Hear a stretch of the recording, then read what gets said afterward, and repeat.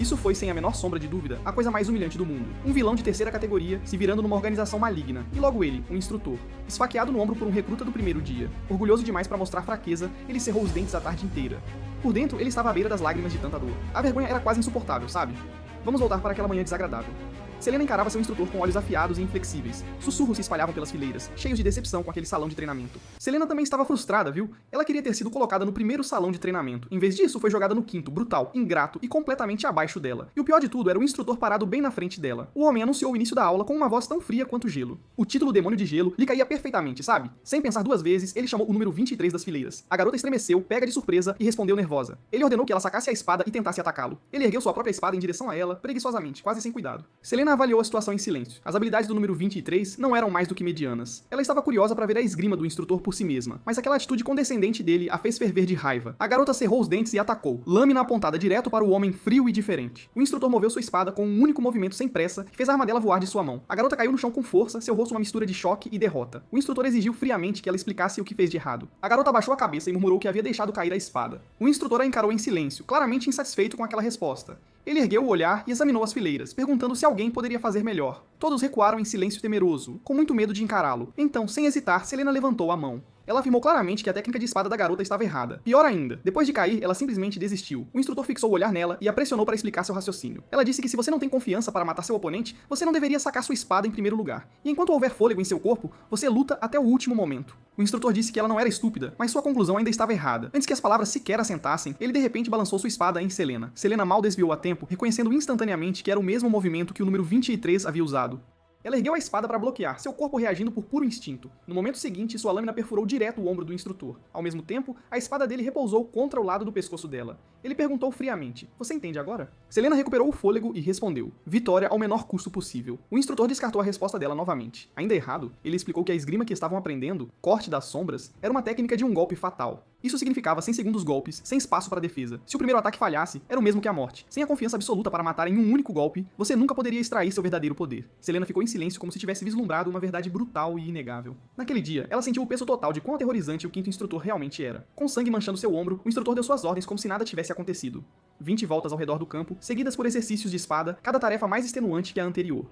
Ele destacou os números 23 e 7 pelo nome, ordenando que treinassem o dobro. Ninguém ousou resistir. Eles responderam em uníssono e se jogaram no trabalho duro. O treinamento continuou até o anoitecer, deixando todos completamente exaustos. Alguns aprendizes murmuraram queixas silenciosas sobre o quão brutal era, mas Selena notou que o instrutor não havia se movido de seu lugar o tempo todo. A ferida em seu ombro, ele ainda não tinha ido tratá-la. Aquele olhar frio e penetrante esmagava cada lampejo de desafio antes que pudesse surgir. A imagem dele parado perfeitamente imóvel, apesar de sua lesão, carregava uma autoridade silenciosa e esmagadora. Foi então que Selena percebeu que o havia subestimado completamente. Se não fosse por ele, ela nunca teria compreendido o segredo de matar em um único golpe. O pensamento impulsionava seus pés mais forte a cada passo. Ela não se arrependia mais de estar ali. Pelo contrário, ela podia ver as infinitas possibilidades à frente. Enquanto isso, o instrutor observava sua figura se afastando com um olhar inabalável. Por dentro, ele estava uivando de agonia. Doía muito, esfaqueado por uma aluna que estava ali há apenas 3 dias. A humilhação era real, de verdade. Ele já tinha visto dias melhores, viu? Esses pirralhos não tinham ideia. Mas essa número 7, ela realmente conseguiu feri-lo. Claramente não era comum. Aquele cabelo dourado brilhante dela, ela tinha heroína, escrito em todo lugar. Mas o que uma heroína estaria fazendo numa organização maligna? A não ser que fosse uma espiã? Naquele momento, Selena olhou para trás por cima do ombro e abriu um sorriso brilhante e radiante. Para os olhos do instrutor, parecia exatamente o sorriso presunçoso de alguém que havia vencido.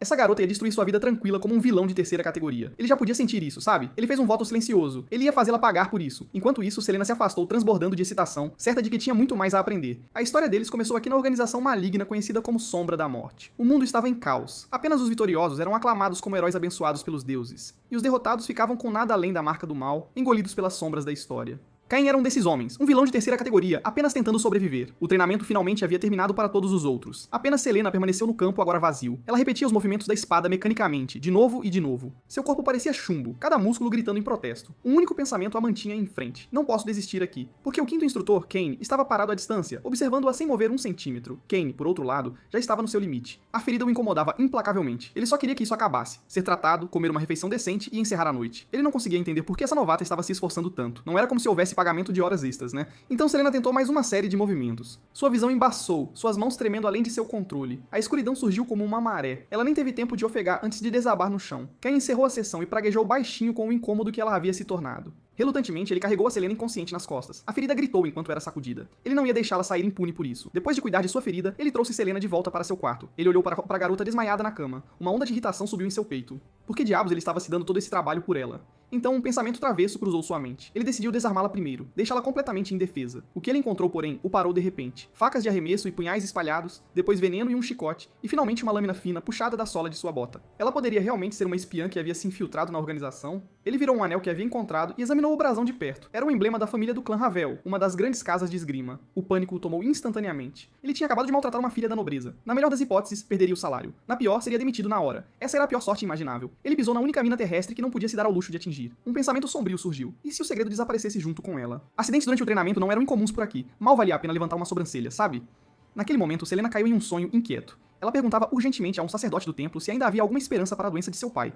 A resposta foi devastadora. O poder divino não podia mais reverter uma vida que havia se esgotado. A família Ravel havia fundado a espada de pedra, uma das 3 grandes técnicas de espada do mundo. Mas mesmo a pedra mais resistente fica enterrada sob o musgo do tempo. O clã havia caído. A esgrima estava morrendo. Seu pai havia se esgotado tentando preservá-la. Ela não podia deixar seus esforços serem em vão. Ela tinha que encontrar uma maneira de reviver o legado. Então, uma ideia ousada a atingiu. Por que se limitar a apenas uma técnica de espada? Se ela pudesse dominar as outras 2 grandes técnicas e fundi-las, a faísca do campo de batalha, há muito perdida, parecia inatingível, mas a sombra da morte ainda existia. Então, de repente, seu pai a chamou. Ela correu para ele com alegria. No momento em que se jogou em seus braços, suas mãos voltaram quentes e pegajosas. Seu pai estava coberto de sangue, acariciando suavemente sua bochecha. Ele deixou para trás uma marca de sangue e um último desejo. Selena acordou abruptamente do pesadelo, suor frio encharcando suas costas. Ela olhou ao redor. Um quarto desconhecido. A voz atrás dela fez seu corpo inteiro ficar rígido. Kane estava brincando com o anel em sua mão, exigindo saber por que uma descendente da família Ravel havia vindo para um lugar como este. Várias facas de arremesso cravaram-se na estrutura da cama ao redor dela. Um aviso claro. Seu primeiro pensamento, sua identidade havia sido exposta. Mas se sim, por que trazê-la para um quarto particular em vez da sombria câmara de interrogatório? Kane continuou pressionando, zombando dela por vir de uma família desgraçada sem vergonha alguma. As bochechas de Selena coraram de fúria. Ela pegou uma das facas da estrutura da cama. Então Kane mudou de assunto, perguntando se ela queria esfregar a ferrugem da espada de pedra. Ela congelou. Como ele poderia saber disso? Kane observou com silenciosa satisfação enquanto ela caía na isca. Sua mão moveu-se para o punho de sua espada. Ele caminhou lentamente em direção a ela, explicando a essência das 3 grandes técnicas de espada. Então, em um movimento rápido, sua lâmina irrompeu em uma chama rugindo de fogo. Os olhos de Selena se arregalaram. Ela sussurrou o nome em descrença. Faísca do campo de batalha. A técnica de espada perdida. Bem diante de seus olhos. Cain embanhou a espada e admitiu que ele também tinha uma identidade que não podia se dar ao luxo de expor. As suspeitas de Selena diminuíram ligeiramente, embora ela ainda não conseguisse entender por que ele estava sendo tão franco com ela. Então Cain apresentou sua verdadeira oferta. Ele queria fundir a faísca do campo de batalha com a sombra da morte e queria ensinar essa técnica incompleta e inacabada a ela. A arte era perigosa. Apenas um gênio poderia cultivá-la, e haveria um preço a pagar. Selena entendeu imediatamente. Ela seria sua cobaia. Mas fundir as 3 grandes técnicas de espada, esse era exatamente o caminho que ela sonhava. Cain murmurou sobre o objetivo compartilhado deles, restaurar a glória de seus respectivos legados. Para esse propósito comum, por que não se tornarem mestre e aluno em segredo? A determinação de Selena tremeu violentamente. Aquela luz de espada flamejante queimava em sua mente e não a largava. No final, seu desejo desesperado de reviver sua família venceu tudo. Ela concordou. Kane sorriu, mas por dentro ele estava gargalhando. Você está ferrada. No dia seguinte, o treinamento começou, brutal e completamente desconcertante. Baldes de ferro pesados, poções de ervas suspeitas, tudo disfarçado de o que é melhor pra você. Selena tinha suas dúvidas. Mas pensando nisso como o caminho que aqueles antes dela haviam trilhado, ela cerrou os dentes e aguentou. 10 dias depois ela havia sido levada ao limite e desabou novamente. Kane observava à distância, secretamente satisfeito. A morte era apenas uma questão de tempo. Mais 10 dias se passaram. Para sua confusão, as coisas não estavam piorando como ele esperava. 10 dias depois disso, Selena estava ficando mais forte através do tormento, não mais fraca. Apenas um pensamento permaneceu na mente de Kane, pingando desespero. Isso é ruim. Ele nunca imaginou que existisse uma pessoa neste mundo que pudesse suportar esse tipo de punição. Selena perguntou curiosamente se algo estava incomodando. Kane se recompôs e anunciou que o treinamento real começaria amanhã. Selena estava exultante, convencida de que seu trabalho duro finalmente havia sido reconhecido. Enquanto ela saía com um passo leve, a visão de suas costas felizes deixou Kane absolutamente louco. Ele começou a rascunhar mentalmente maneiras de tornar a próxima fase 2 vezes mais infernal. Quando a porta se abriu, Kane instintivamente presumiu que era ela voltando. Em vez disso, era o quarto instrutor, com um sorriso provocador. Ele brincou que claramente não era a pessoa que Kane esperava. Kane cortou a insinuação imediatamente, insistindo que estavam apenas discutindo o treinamento. Então o quarto instrutor perguntou se Kane tinha sentimentos por aquela aprendiz. Kane cuspiu um gole de café direto no rosto dele. Ele se apressou em negar, em um pânico mais óbvio do que qualquer coisa que ele havia mostrado em anos. O quarto instrutor comentou que essa reação não era nada parecida com o Kane que ele conhecia. Depois que o homem saiu, Kane ainda estava quebrando a cabeça sobre o que ele tinha vindo fazer ali. O que ele não notou, o quarto instrutor havia saído com um documento debaixo do braço. No corredor, o quarto instrutor olhou para os papéis e sorriu com satisfação. E aquela pequena cena foi testemunhada pelo número 23, que por acaso estava passando. No dia seguinte, no campo de treinamento, Ken explicou a essência das 3 técnicas de espada para Selena. O corte das sombras foi feito para o golpe letal. A faísca do campo de batalha se destacava em atrair o inimigo. A espada de pedra ignorava completamente a defesa. Ele enfatizou que todas as 3 tinham que ser perfeitamente fundidas, caso contrário, trabalhariam uma contra a outra. Então ele sacou sua espada e demonstrou 3 golpes rápidos de chama ardente. O fogo rasgou o ar com força aterrorizante, engolindo as árvores atrás de Selena. Ele anunciou friamente que esse movimento era chamado de faísca da chama carmesim, enquanto por dentro seu pulso estava gritando de dor. Mantendo o rosto perfeitamente composto, ele explicou que era uma técnica de morte que combinava velocidade e engano.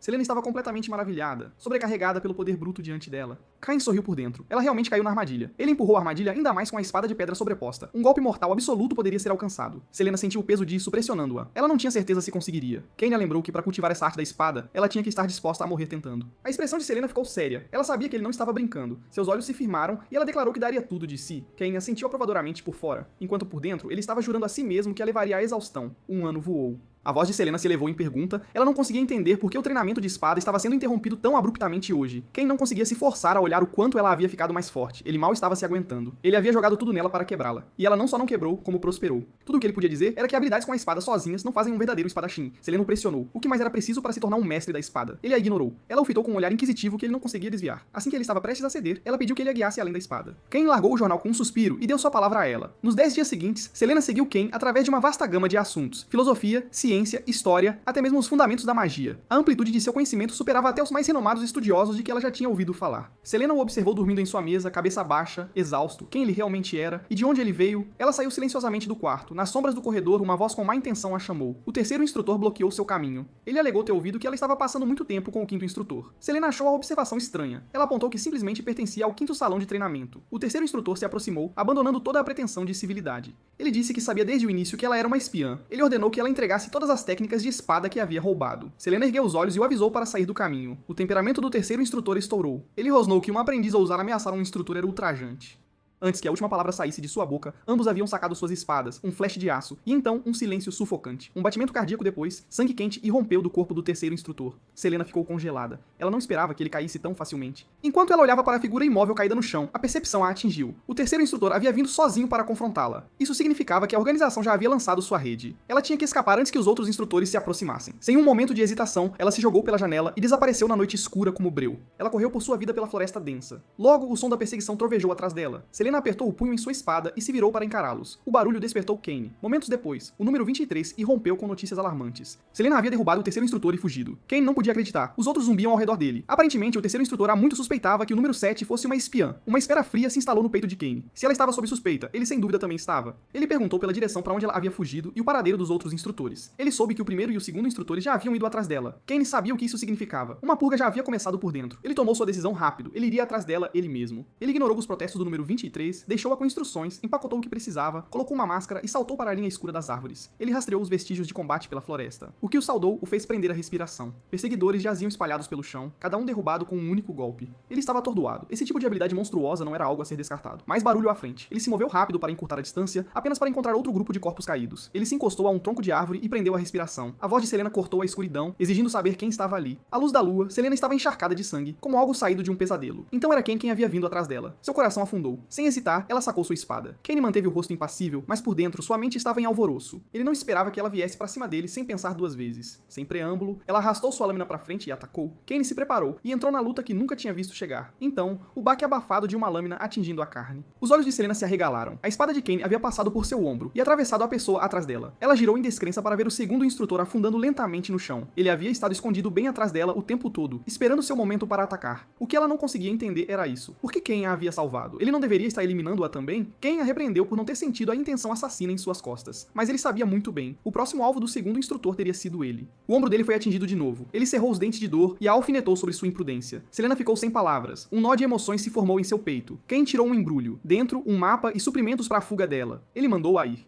Uma pontada de culpa atingiu Selena sem aviso. Há pouco, ela estava pronta para matá-lo. Então, por que ele a ajudava? Kane desfez friamente qualquer ilusão dela. Ela era só uma isca. Atrair a atenção deles para ela dava a cobertura que ele precisava para escapar. Selena remoeu a palavra isca na mente e disse a si mesma que entendia o que ele queria dizer. Então, olhou-o firmemente e prometeu retribuir a gentileza. Kane enfaixava o ferimento quando ouviu e se perguntou em silêncio o que ela tramava. Achava que o mapa não bastava? Gananciosa até o fim. Ele estendeu a mão de novo e pôs um punhado de moedas de ouro na palma dela. Internamente berrava para ela pegar o dinheiro e sumir. Selena aceitou com sentimentos completos perplexos, entendendo que era o jeito dele de dizer que queria que ela vivesse. Ele a empurrou, urgente. Não havia muito tempo. Antes de ir, Selena lhe ofereceu um desejo sincero. Esperava que ele achasse um sucessor de verdade um dia. Kaine soltou uma risada baixa, quase inaudível, cheia de alto escárnio. Quem mais, se não uma tola como ela, pegaria uma arte de espada tão obscura e autodestrutiva? A risada sumiu. E ele já tinha ido, engolido pela noite. Selena virou-se, surpresa. Aquela risada deixou algo estranho em seu peito. Na beira dos penhascos, na calada da noite, a morte espreitava por todo lado. Kaine fora levado ao precipício. O primeiro instrutor viera com muitos homens para bloquear toda a saída. Ele o acusou de escolher o sucessor em vez da organização, a traição máxima. Kaine respondeu com calma. Esse desfecho sempre fora previsível. A organização nunca esperou que ele entregasse a arte da espada de bom grado, e ele nunca esperou que ela mostrasse misericórdia.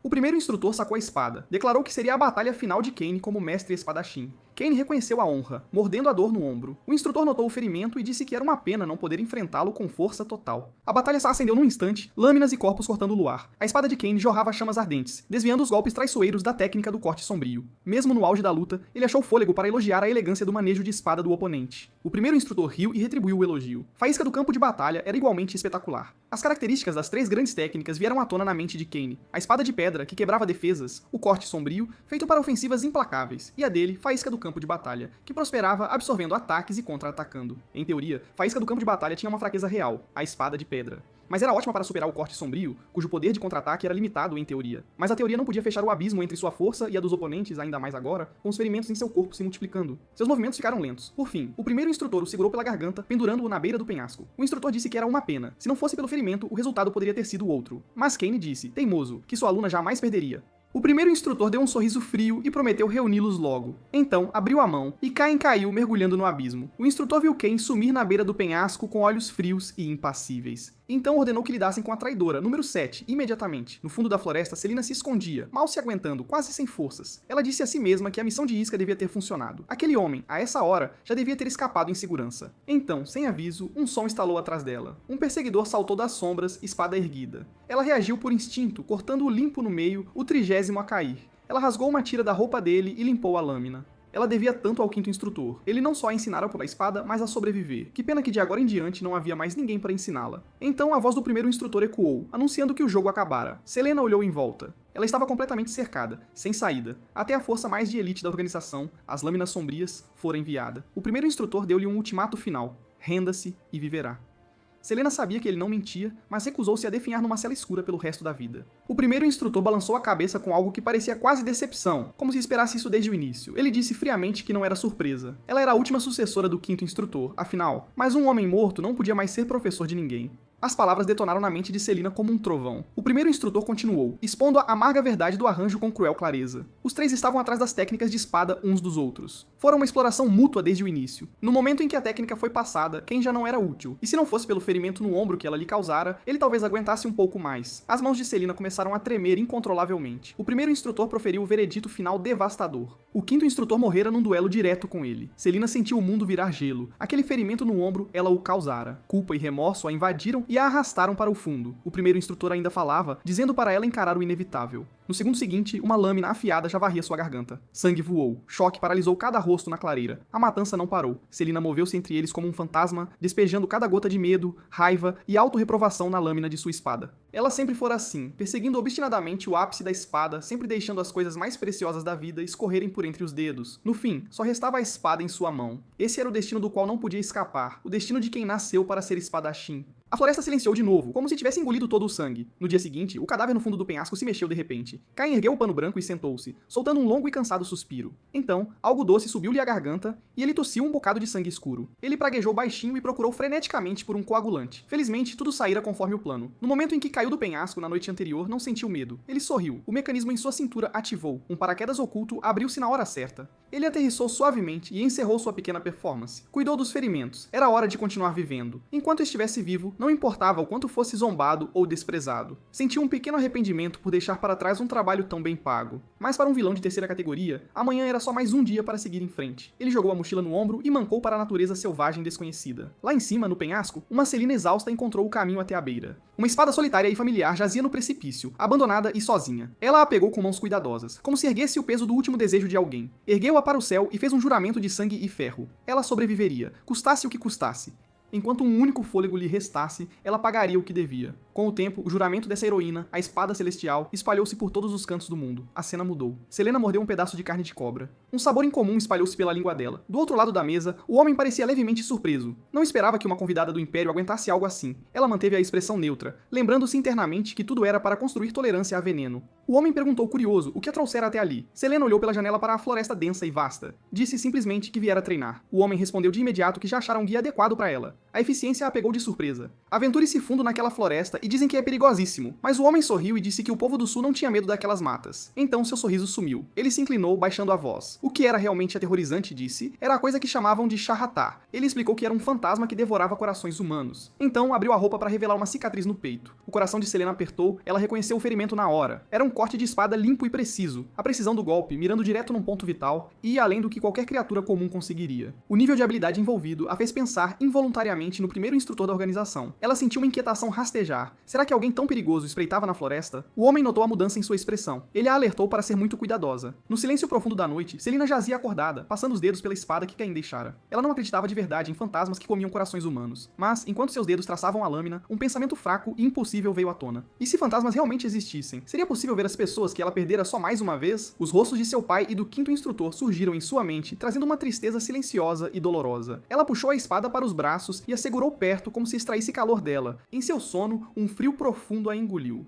O rosto da heroína, Sylvela, contorceu-se diante dela. Magia gélida irrompeu de todos os lados. Selena lutou desesperadamente. Ela exigiu saber como Sylvela caíra tanto, mas Sylvela declarou que há muito se cansara de bancar a heroína. Ela apontou para Selena e disse que um dia, esta portadora da espada celestial veria as coisas do mesmo jeito. A vida de um herói vazio só podia terminar em ruína. Antes que Selena pudesse entender o que as palavras significavam, uma onda maior de poder já se reunira. Uma barragem infinita de lanças de gelo veio em sua direção, carregando um desespero avassalador. Selena acordou sobressaltada do pesadelo. Uma cobra branca, de alguma forma, fora parar na cama. Ainda remoendo o sonho, ela pegou a cobra e a jogou pela janela. Limpo, decisivo. 3 anos inteiros haviam se passado desde a destruição da Sombra da Morte. Um cansaço profundo a invadiu. Nesses 3 anos ela vagara pelo continente, enfrentando provação após provação, tudo em busca de restaurar a família Ravel à sua antiga glória. Ela ajudara incontáveis pessoas, lutar incontáveis duelos, até derrubara muitos demônios. Contudo, as palavras de Sylvela permaneciam nela como uma farpa que não podia remover. Por trás daquela fúria e desespero, que verdade se escondia? Naquele instante, o som de passos interrompeu seus pensamentos. Um garoto enfiou a cabeça pela porta, perguntando se ela precisava de um guia. Ele se apresentou como Larja, o guia mais experiente da vila. Selena piscou. Não esperava que o guia fosse uma criança. A preocupação transpareceu em seu rosto. Ir fundo na floresta não era um perigo pequeno. Larja a percebeu e deu de ombros, dizendo que podiam adiar o cronograma. Ele já pegara o adiantamento, afinal. Quando ela estivesse pronta, ele estaria. Mas Selena hesitou. O tempo urgia. Ela não teve escolha senão concordar. O rosto do garoto se abriu num sorriso largo e brilhante. A cena cortou para Caim. Ele olhava as ordens na mão, igualmente perplexo e resistente. Essa organização maligna o mandara para o canto mais distante do continente. As crianças da vila apontavam e cochichavam, chamando-o de esquisitão. Ele engoliu a irritação e guardou o papel. Primeira prioridade, achar um guia. Embora tivesse a sensação de que guias num lugar tão remoto não seriam baratos, um garoto animado passou correndo por ele, virou e voltou. O garoto presunçoso adivinhou que ele ia para a última vila e gabou-se de saber o caminho, mas já estava reservado. Ele avisou, prestativo, que só havia 2 guias na vila. Melhor se apressar. Kane ficou sem palavras. Ele nem sequer fizera uma pergunta ainda. Ele já se preocupava com o custo potencialmente alto, então algo pesado caiu em sua cabeça. Uma cobra branca se enrolara ali. Ela cravou as presas sem aviso. Kane soltou um grito, puxou freneticamente um antídoto e o engoliu.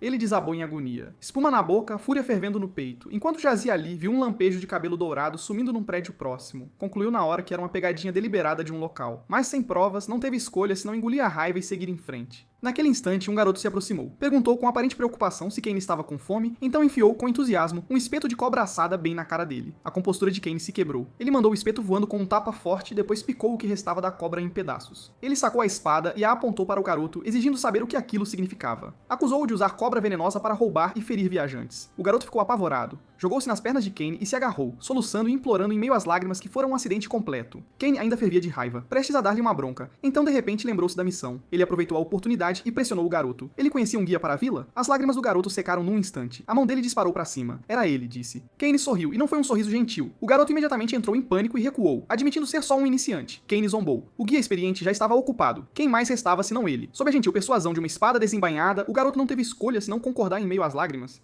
Kane estava secretamente satisfeito consigo mesmo. Conseguira economizar uma boa grana, mas essa satisfação se estilhaçou contra a realidade em pouco tempo. Não tinham ido longe quando ambos afundaram num pântano. Kane exigiu furioso, como um guia podia não reconhecer um pântano. O guia choramingou em autodefesa, insistindo repetidamente que era mesmo um iniciante. Kane, sem outra opção, resolveu o problema metodicamente e os puxou pra fora com uma corda. O guia observou boquiaberto e decidiu que ele devia ser algum tipo de mágico. Kane não se deu ao trabalho de explicar. Ele avisou o garoto que, se fizesse mais barulho, seria deixado pra trás. O guia calou a boca na hora e se agarrou ao canto do casaco de Kane como se a vida dependesse disso. O que se seguiu foi uma jornada saída dos piores pesadelos de Kane. O guia cutucou um ninho de vespas, animado, e acabou coberto de picadas. Kane foi forçado a ceder um pouco de sua preciosa pomada antídoto. Uma chuva repentina os encharcou até os ossos. Ao atravessar um rio, o guia atrapalhou-se e deixou os suprimentos flutuarem rio abaixo. Ele agarrou o estômago roncando e choramingou, lamentável, que estava morrendo de fome. A expressão de Kane escureceu. Ele arrancou metade de sua carne seca e a entregou. O guia a aceitou, grato. Vendo o garoto roer a carne seca feliz, Kane se encheu de arrependimento. Devia ter pago o extra e contratado o guia experiente. A cena mudou para Selina, seguindo seu guia, Laja, enquanto se aventuravam na traiçoeira floresta do sul. Laja alertou cuidadoso que os pântanos eram mortais. Um passo em falso, e era o fim. Selina, contudo, moveu-se pela superfície da água num ritmo surpreendente, como se fosse terra firme. Laja olhava boquiaberto, incapaz de processar o que via.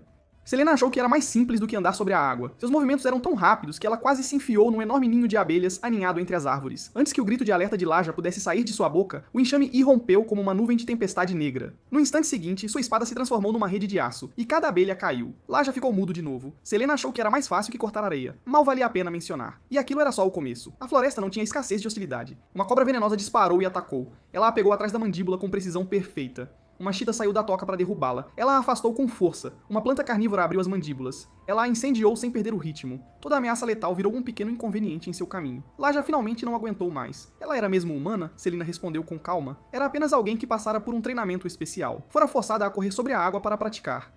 Ela engolira insetos e cobras venenosas para construir sua imunidade a veneno, aprimorar suas habilidades com a espada em batalhas reais, em campos de cadáveres e sangue. Mesmo depois de tudo isso, disse, ainda achava esta floresta a coisa mais perigosa que enfrentara. Ela cutucou o guia do dia para continuar. A expressão de Laja escureceu. Chegaram à segunda vila. Seu nome não passava de um número. Laja explicou que as vilas na floresta eram destruídas com tanta frequência que numerá-las era simplesmente mais prático. Selena assentiu, embora estivesse bem ciente dos olhos que a seguiam de todas as direções. Durante a refeição, perguntou diretamente se o povo dali não gostava dos do Império. Laja negou rapidamente. Ele minimizou. Os aldeões estavam apenas ocupados com os preparativos do festival. Selena olhou pela janela. De fato, a vila se preparava para uma grande cerimônia de caça. Laja a convidou, ansioso, dizendo que era uma ocasião de 5 em 5 anos. Selena recusou sem hesitar. Sua mente estava na esgrima e em mais nada. Quanto a competir num concurso de caça contra caçadores, ela já sabia como aquilo terminaria. Então ela sentiu, um olhar cortando o barulho mais afiado e totalmente diferente dos outros. Num canto, lá embaixo, estava uma mulher, arma em punho.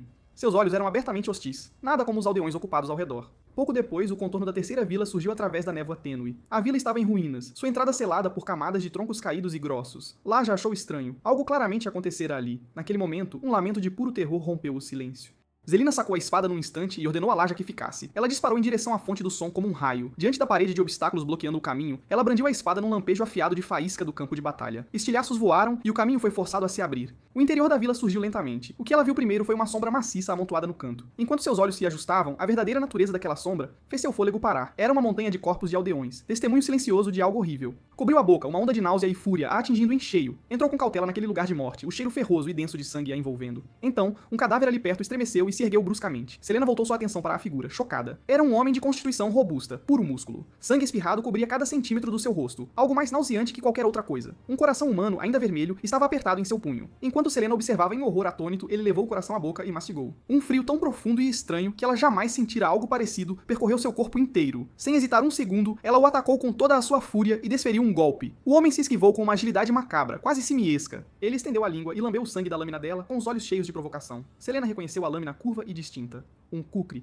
A lenda aterrorizante que ela ouvira antes agora se encaixava perfeitamente com o monstro à sua frente. Shahata. Na língua do Império, a palavra significava um demônio canibal. Ela respirou fundo e assumiu uma postura firme. Aquele homem tinha muito sangue nas mãos, ele pagaria por isso. O homem a ouviu e curvou os lábios num sorriso profundamente perturbador. Num instante, ele já era um borrão, encurtando a distância até Selena num piscar de olhos. Selena ergueu a espada para bloquear e as armas se chocaram com um estalo agudo. Por um momento, estavam perfeitamente equilibrados, nenhum cedendo 1 milímetro. Então, sua lâmina varreu e atingiu o tornozelo dela com precisão. A picada aguda desestabilizou seu ritmo, cortando sua respiração respiração por um breve instante. Ela cerrou os dentes e contra-atacou, forçando a um salto mortal para trás, criando distância. O homem aterrissou suavemente a vários metros de distância. Ele girou a lâmina distraidamente, com os olhos cheios de escárnio. Selena arrancou a espada do chão, apontou-a diretamente para ele e exigiu cortante. Ele não tinha medo da morte, afinal. Lutar tão imprudentemente, sem se importar consigo mesmo, era um método de matar que convidava à destruição mútua. Ela apertou o punho. Se essa era a escolha dele, ela lhe daria o que ele procurava. Ela brandiu a espada, e faíscas de batalha se acenderam. O comedor de corações irrompeu em gargalhadas selvagens mais uma vez. Ele se moveu de novo, avançando contra ela pela segunda vez como um fantasma das trevas. Selena não se conteve. Ela bradou o nome da técnica. Terceira forma, erupção do lótus carmesim. Uma torrente de fogo rugindo respondeu ao seu chamado. O homem brandiu a lâmina, tentando cortar a onda, mas a luz era avassaladora demais. Selena avançou pela labareda em sua direção, colocando tudo no golpe. Com um estalo agudo, a longa lâmina em sua mão partiu-se em duas. Ele encarou a metade quebrada em sua mão. Pela primeira vez, seu rosto revelou choque genuíno. A lâmina de Selena já o perseguia sem piedade. O homem se jogou para trás para desviar, mas a espada o seguiu como uma sombra, e ele não conseguiu escapar por completo. O aço frio varreu seu ombro e sangue jorrou da ferida. Um braço caiu no chão. O homem ficou uma figura grotesca de um braço só, e ainda assim, através da dor lancinante, irrompeu em risadas ainda mais frenéticas. Então, sem hesitação alguma, ele se virou e disparou em direção à pilha de cadáveres. Selena ignorou a dor no pé para persegui-lo, ordenando que parasse. Ela o viu se jogar nos corpos e começar a cavar freneticamente entre eles. Um poderoso pressentimento de pavor subiu em seu peito. No segundo seguinte, o homem sorria enquanto puxava outro coração pingando, ensopado de sangue. Uma raiva sem limites engoliu Selena por completo, aquele demônio profanando os mortos. Com Selena observando, abriu a boca e engoliu o coração inteiro. Aí, algo de arrepiar os cabelos aconteceu. A carne do ombro decepado começou a se contorcer violentamente, os ossos rangendo de volta ao lugar com um som nauseante. Os olhos de Selena se arregalaram. Ela não conseguia acreditar no que estava vendo.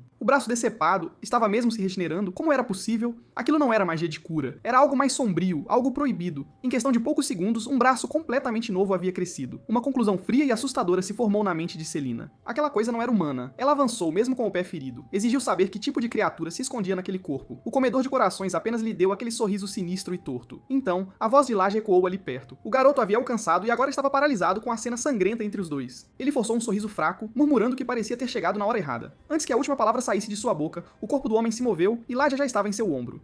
Selena gritou o nome de Laja e tentou avançar, mas seu corpo simplesmente não cooperava. Laja gritou por Selena em puro terror. O comedor de corações balbuciou duas frases desconexas, quase ininteligíveis, depois jogou o garoto sobre o ombro e fugiu em disparada. Selena decifrou as palavras, último e vila. Ela se forçou a correr, mas a agonia no tornozelo a reduziu a um arrastar manco. Comida e seu companheiro, ambos levados. A raiva queimava em seu peito. Ela se forçou a pensar com clareza e lembrou o que ele havia dito sobre a vila. Tomou sua decisão, iria para aquela vila. Enquanto isso, Kane adentrou a área devastada com os olhos semicerrados. Ruínas e corpos contavam a história do que acontecera ali, sem precisar de palavras. Ele perguntou se a Floresta do Sul tinha bandidos. Seu guia balançou a cabeça, negando, tremendo. Um som fraco e persistente no ar o atraiu. Levou-o a um monte de corpos quebrados e espalhados. Ele se agachou e estudou a cena com um olhar afiado e experiente. A precisão limpa do ferimento sugeria que o atacante era um espadachim de primeira, mas as marcas de mordida sobrepostas eram, inconfundivelmente, dentes humanos. A cena também mostrava sinais claros de um confronto feroz com um segundo indivíduo. Quem quer que pudesse enfrentar um espadachim daquele calibre não era uma pessoa comum. A conclusão o arrepiou. Tanto um monstro comedor de homens quanto um espadachim poderoso haviam passado por ali. Um fedor indescritível pairava no ar. O guia presumiu que era o cheiro dos cadáveres. Então, a voz de uma garota flutuou da floresta. Uma jovem que se apresentou como Ash apareceu com um sorriso acolhedor, dizendo que viera para lhes dar as boas-vindas. Seguindo Asha pela floresta, Kane notou que a jornada parecia bem mais calma do que quando o guia o estava conduzindo. Cada vila por onde passavam os recebia com um entusiasmo caloroso, mas Kane sentia um desconforto rastejante se espalhar pela espinha. Ele podia sentir o cheiro, denso e inconfundível, permeando o ar ao redor deles, cheiro de sangue. Ele agarrou o guia antes que pudesse escapar e o repreendeu por tentar desertar. Se as coisas apertassem, o guia sempre poderia servir de distração. Kane pensou isso friamente. Asha os levou a uma cabana de palha. Ela se adiantou e anunciou a chegada deles com respeito. Uma voz calma e sem pressa, vinda de dentro, concedeu permissão para entrar. Kane sentou-se e ofereceu ao governante uma saudação educada. O velho modestamente alegou ter apenas uma pequena influência e devolveu a pergunta. Qual era o propósito dele ali? Kane notou silenciosamente a astúcia do homem, perguntando o que ele já sabia. Ele abandonou toda a pretensão e declarou diretamente que a intenção da organização era absorvê-los. Ele acrescentou que se opor à organização tornava a sobrevivência extremamente difícil. A ameaça era bem clara, mas o velho de repente mencionou os recentes ataques à Floresta do Sul. As criaturas haviam sido ferozes, além de qualquer expectativa, e quase lhes custaram muito caro. Kane sentiu um discreto sobressalto de alarme. O que quer que fosse capaz de ameaçar pessoas assim, não era uma besta comum. Ele pensou nos rastros do espadachim que havia encontrado. O velho insistiu. Não era bastante conveniente que esses ataques tivessem ocorrido durante as negociações? Kane entendeu a implicação claramente. O velho suspeitava que a organização estava por trás disso. E a organização não lhe dissera nada, deixando-o exposto numa situação dessas. O velho expôs seus termos. Ele queria que Kane lidasse pessoalmente com a besta. Kane entendeu imediatamente. Estavam pedindo para ele eliminar o próprio colega. O velho acrescentou, sem pressa, que sua visão não era muito boa. Ele talvez não conseguisse distinguir os alvos. A implicação era que durante a caçada, Kane poderia facilmente se tornar um alvo também. Kane o encarou sem vacilar. Sua própria espada também não discriminava. O velho sorriu agradavelmente e disse que falariam novamente no dia seguinte. Kane saiu da cabana, agarrou seu guia e os dois dispararam pela floresta o mais rápido que suas pernas podiam levá-los. Aquilo não passava de um jogo mortal, e ele era a presa. Sem aviso, um gancho de abordagem cortou o ar. Por pouco não atingiu os pés deles. Kane girou para encontrar uma mulher avançando contra ele com uma lança. Ele saltou para longe. A lança se enterrou fundo no exato local onde ele estivera. Asha apareceu ao seu lado com seu gancho e corrente, um sorriso agradável no rosto. Ela comentou em tom de brincadeira que esperava que o convidado terminasse o banquete antes de partir. Kane respondeu friamente que não gostava de perder tempo, mas a mulher da lança o encarava com uma intensidade perturbadora. Ela murmurou quase para si mesma que sentia já ter visto aquele rosto antes, em algum lugar entre as almas dos demônios. O guia espiou por trás de Kane, assustado, perguntando o que aquilo significava. Kane praguejou baixinho. Não havia como sair dessa limpo. Ele não tinha escolha a não ser sacar a espada e abrir caminho. Ambas as mulheres vieram para cima dele simultaneamente, o ataque delas afiado e implacável. Kane se viu lutando para acompanhar os bloqueios, sendo forçado a recuar. Ele aproveitou uma brecha e lançou uma saraivada de facas de arremesso, tentando afastá-las. A mulher da lança girou sua arma e as desviou com facilidade. A corrente da outra espalhou o resto inofensivamente. O guia já havia desabado no chão em puro terror, tremendo. Kane tentou balançar-se para longe com uma corda. O movimento foi percebido instantaneamente. A mulher riu friamente e cortou a corda, impedindo sua fuga. No segundo seguinte, Kane surgiu ao lado dela com uma explosão de velocidade. Sua espada varreu, e o sangue floresceu no ombro da mulher. Mas naquele mesmo instante, a corrente veio balançando por trás dele. Os elos frios se apertaram em sua garganta. Quanto mais ele lutava, mais apertava. Então, a lança roçou sua coxa e o choque arrancou um gemido dele. Ele foi arrastado para cima diante de Asha, mal conseguindo respirar. O gancho cravou em seu ombro, enviando uma pontada de dor excruciante por todo o corpo. À beira da morte, Kane vasculhou desesperadamente os bolsos. Ele puxou uma bolsa de couro que o gancho por acaso pegou no momento certo.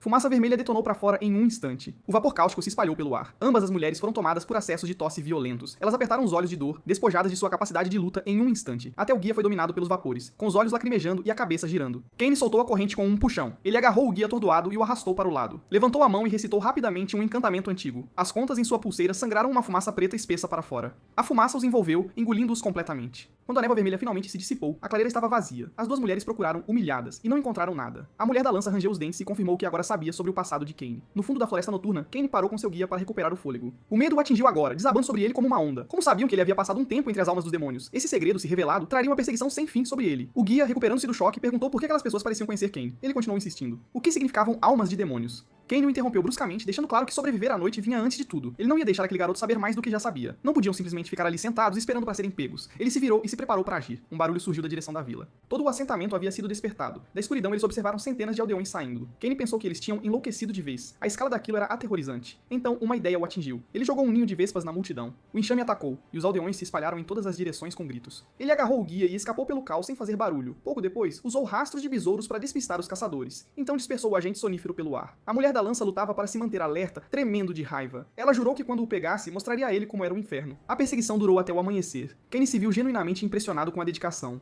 Então ele ergueu uma tocha. Hora de adicionar fogo ao caos. O guia, observando ao lado dele, sentiu um arrepio percorrer seu corpo com a cena. Uma coluna de fumaça espessa irrompeu de um canto da floresta e gritos explodiram junto. Kane aproveitou o momento e levou o guia para o fundo da mata. Selena estava em sua própria fuga desesperada. Flechas cortavam a linha das árvores em intervalos, acompanhadas por gritos frenéticos. Eles a queriam capturada viva, como sacrifício para algo. Só quando os passos se desvaneceram, ela pôde finalmente respirar. Nesses poucos dias de fuga, ela havia chegado a uma verdade aterrorizante. As vilas da Floresta do Sul não eram vilas comuns de forma alguma. Cada uma exigia sacrifícios humanos vivos. Ela remoeu o problema várias e várias vezes. Como tirar Laja dali? O caminho à frente era brutal, mas uma imagem surgiu em sua mente e lhe deu forças.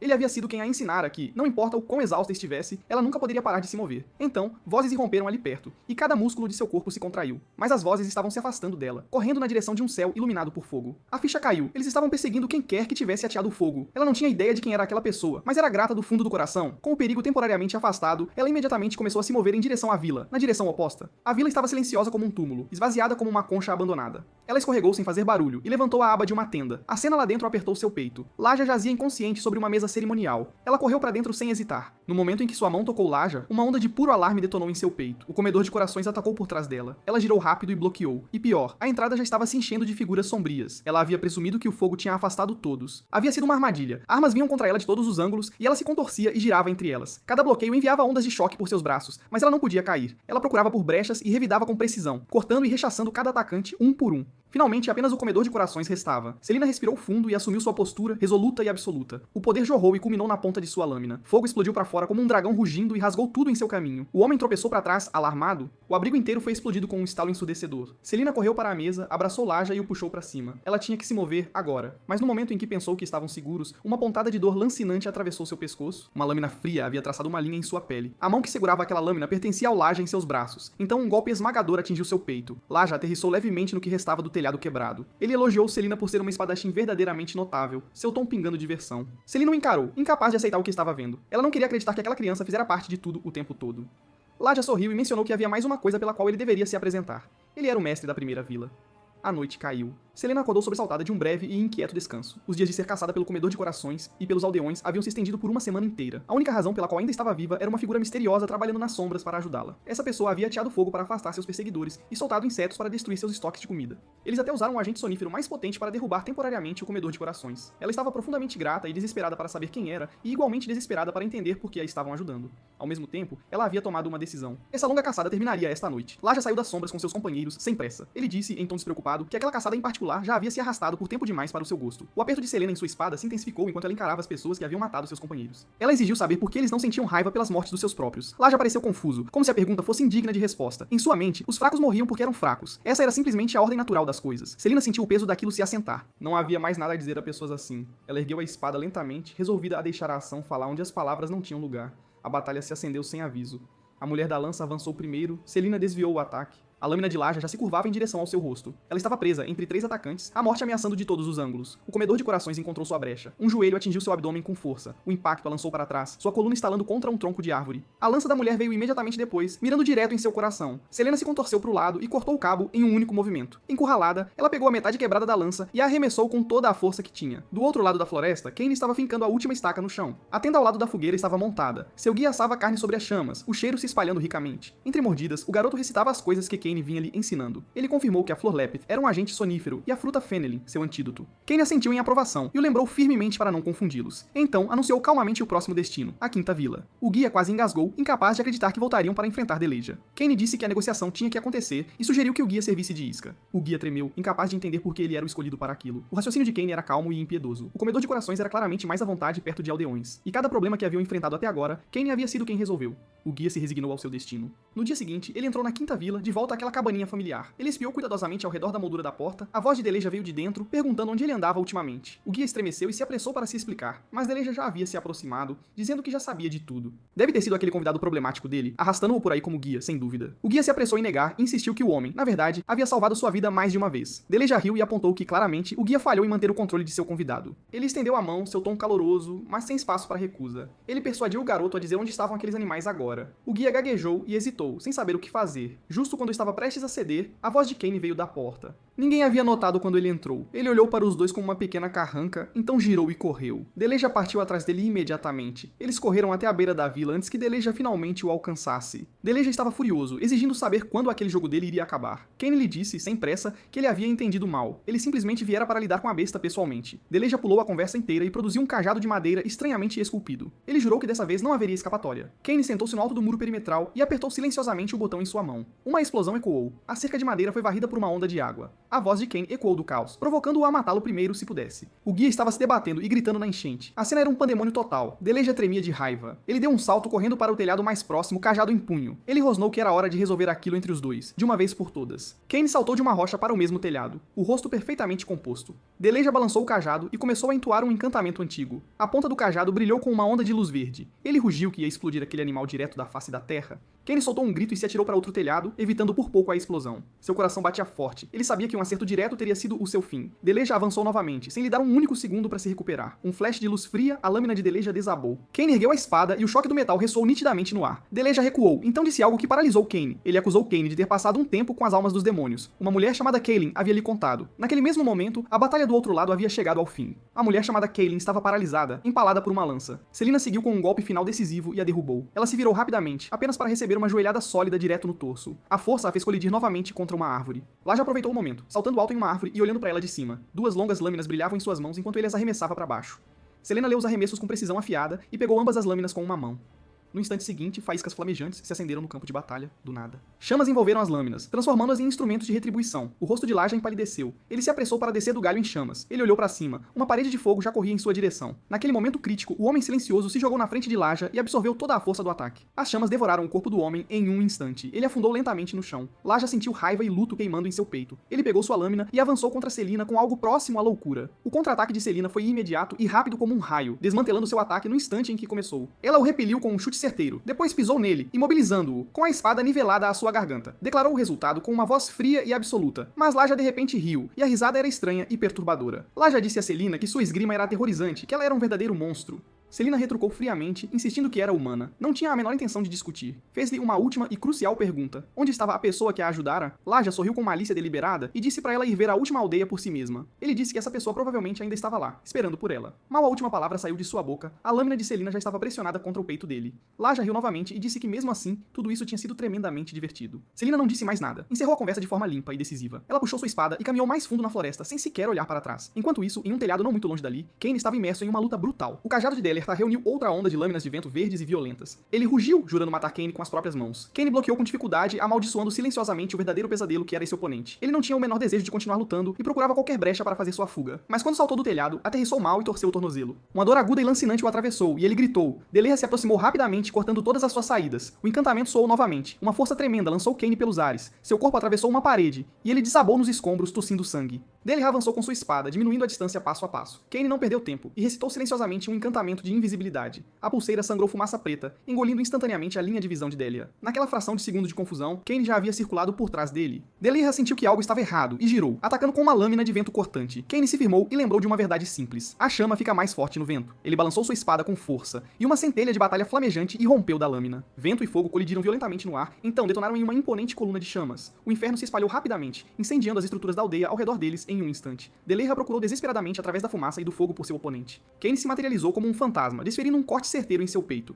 Deleha caiu de joelhos, com sangue jorrando da ferida. Kain limpou o suor da testa, assumindo que tudo havia acabado, e disse para ele se render. Em vez disso, Deleha de repente se levantou e disparou na direção oposta. O guia ainda estava escondido atrás de uma árvore e observou com horror Deleha vindo direto em sua direção. Um pensamento terrível e gélido passou por sua mente. Ele ia comer o coração do guia para recuperar sua força. Kain se moveu para detê-lo, mas já era tarde demais. Então Deleha alcançou o guia, empurrou-o para fora do caminho e gritou para ele correr. O guia olhou para cima e viu um galho em chamas caindo diretamente sobre eles. Deleha se jogou para frente, empurrou o guia para longe e suportou todo o peso da madeira em si mesmo. Sangue escorria por baixo dele. O guia ficou paralisado em choque. Kain observou tudo acontecer e permaneceu completamente imóvel. Uma tempestade de sentimentos conflitantes fervilhava dentro dele. Ele disse a Delia para ser o melhor guardião que esta floresta já teve. Deleha não entendeu por que ele estava dizendo aquilo de repente. Kain admitiu que vê-lo salvar alguém agora o fez perceber que o havia julgado mal. Parecia que ele estava protegendo a floresta e seu povo à sua maneira, o tempo todo. Mas uma regra construída sobre terror e sangue acabaria se voltando contra quem a empunhava. O dia em que fosse consumido pela fome por ela seria o dia em que se destruiria. Deleha virou a cabeça em silêncio e disse que levaria aquelas palavras a sério. Kain estendeu a mão e propôs que parassem com aquela luta inútil. Por dentro, ele estava rezando desesperadamente para que Deleha aceitasse, pois estava completamente exausto. Deleha pegou sua mão e se levantou, exalando um longo e derrotado suspiro. Ele prometeu que daquele dia em diante, a Floresta do Sul seria sua aliada. Kain embanhou sua espada, aliviado em silêncio por a luta finalmente ter acabado. Deleha se virou para sair, mas Kain o chamou. Ele pediu para ele passar uma mensagem àquela fera e dizer a ela que ele estava ali, esperando por ela. No fundo da floresta, Selina se viu cara a cara com o guia Haleba. Cheia de perguntas, ela foi direto ao ponto e exigiu saber por que ele a havia ajudado. Ela havia assumido que ele era apenas mais um peão dos comedores de coração. Mas Haleba desfez o sorriso e olhou para as profundezas da floresta com uma expressão séria. Ele disse simplesmente que não podia mais ficar parado e assistir os comedores de coração fazerem o que bem entendessem. Selina ficou surpresa. Ele queria resistir desde o início? Haleba não respondeu diretamente. Em vez disso, ele mergulhou em um pedaço cruel da história. Sua voz era monótona enquanto ele explicava. Aqueles comedores de coração já foram nada além de humildes escravos. Nesta terra sem lei, as aldeias guerrearam sem parar e o povo sofreu sem fim. Para aliviar o fardo, prisioneiros e órfãos eram vendidos ao império.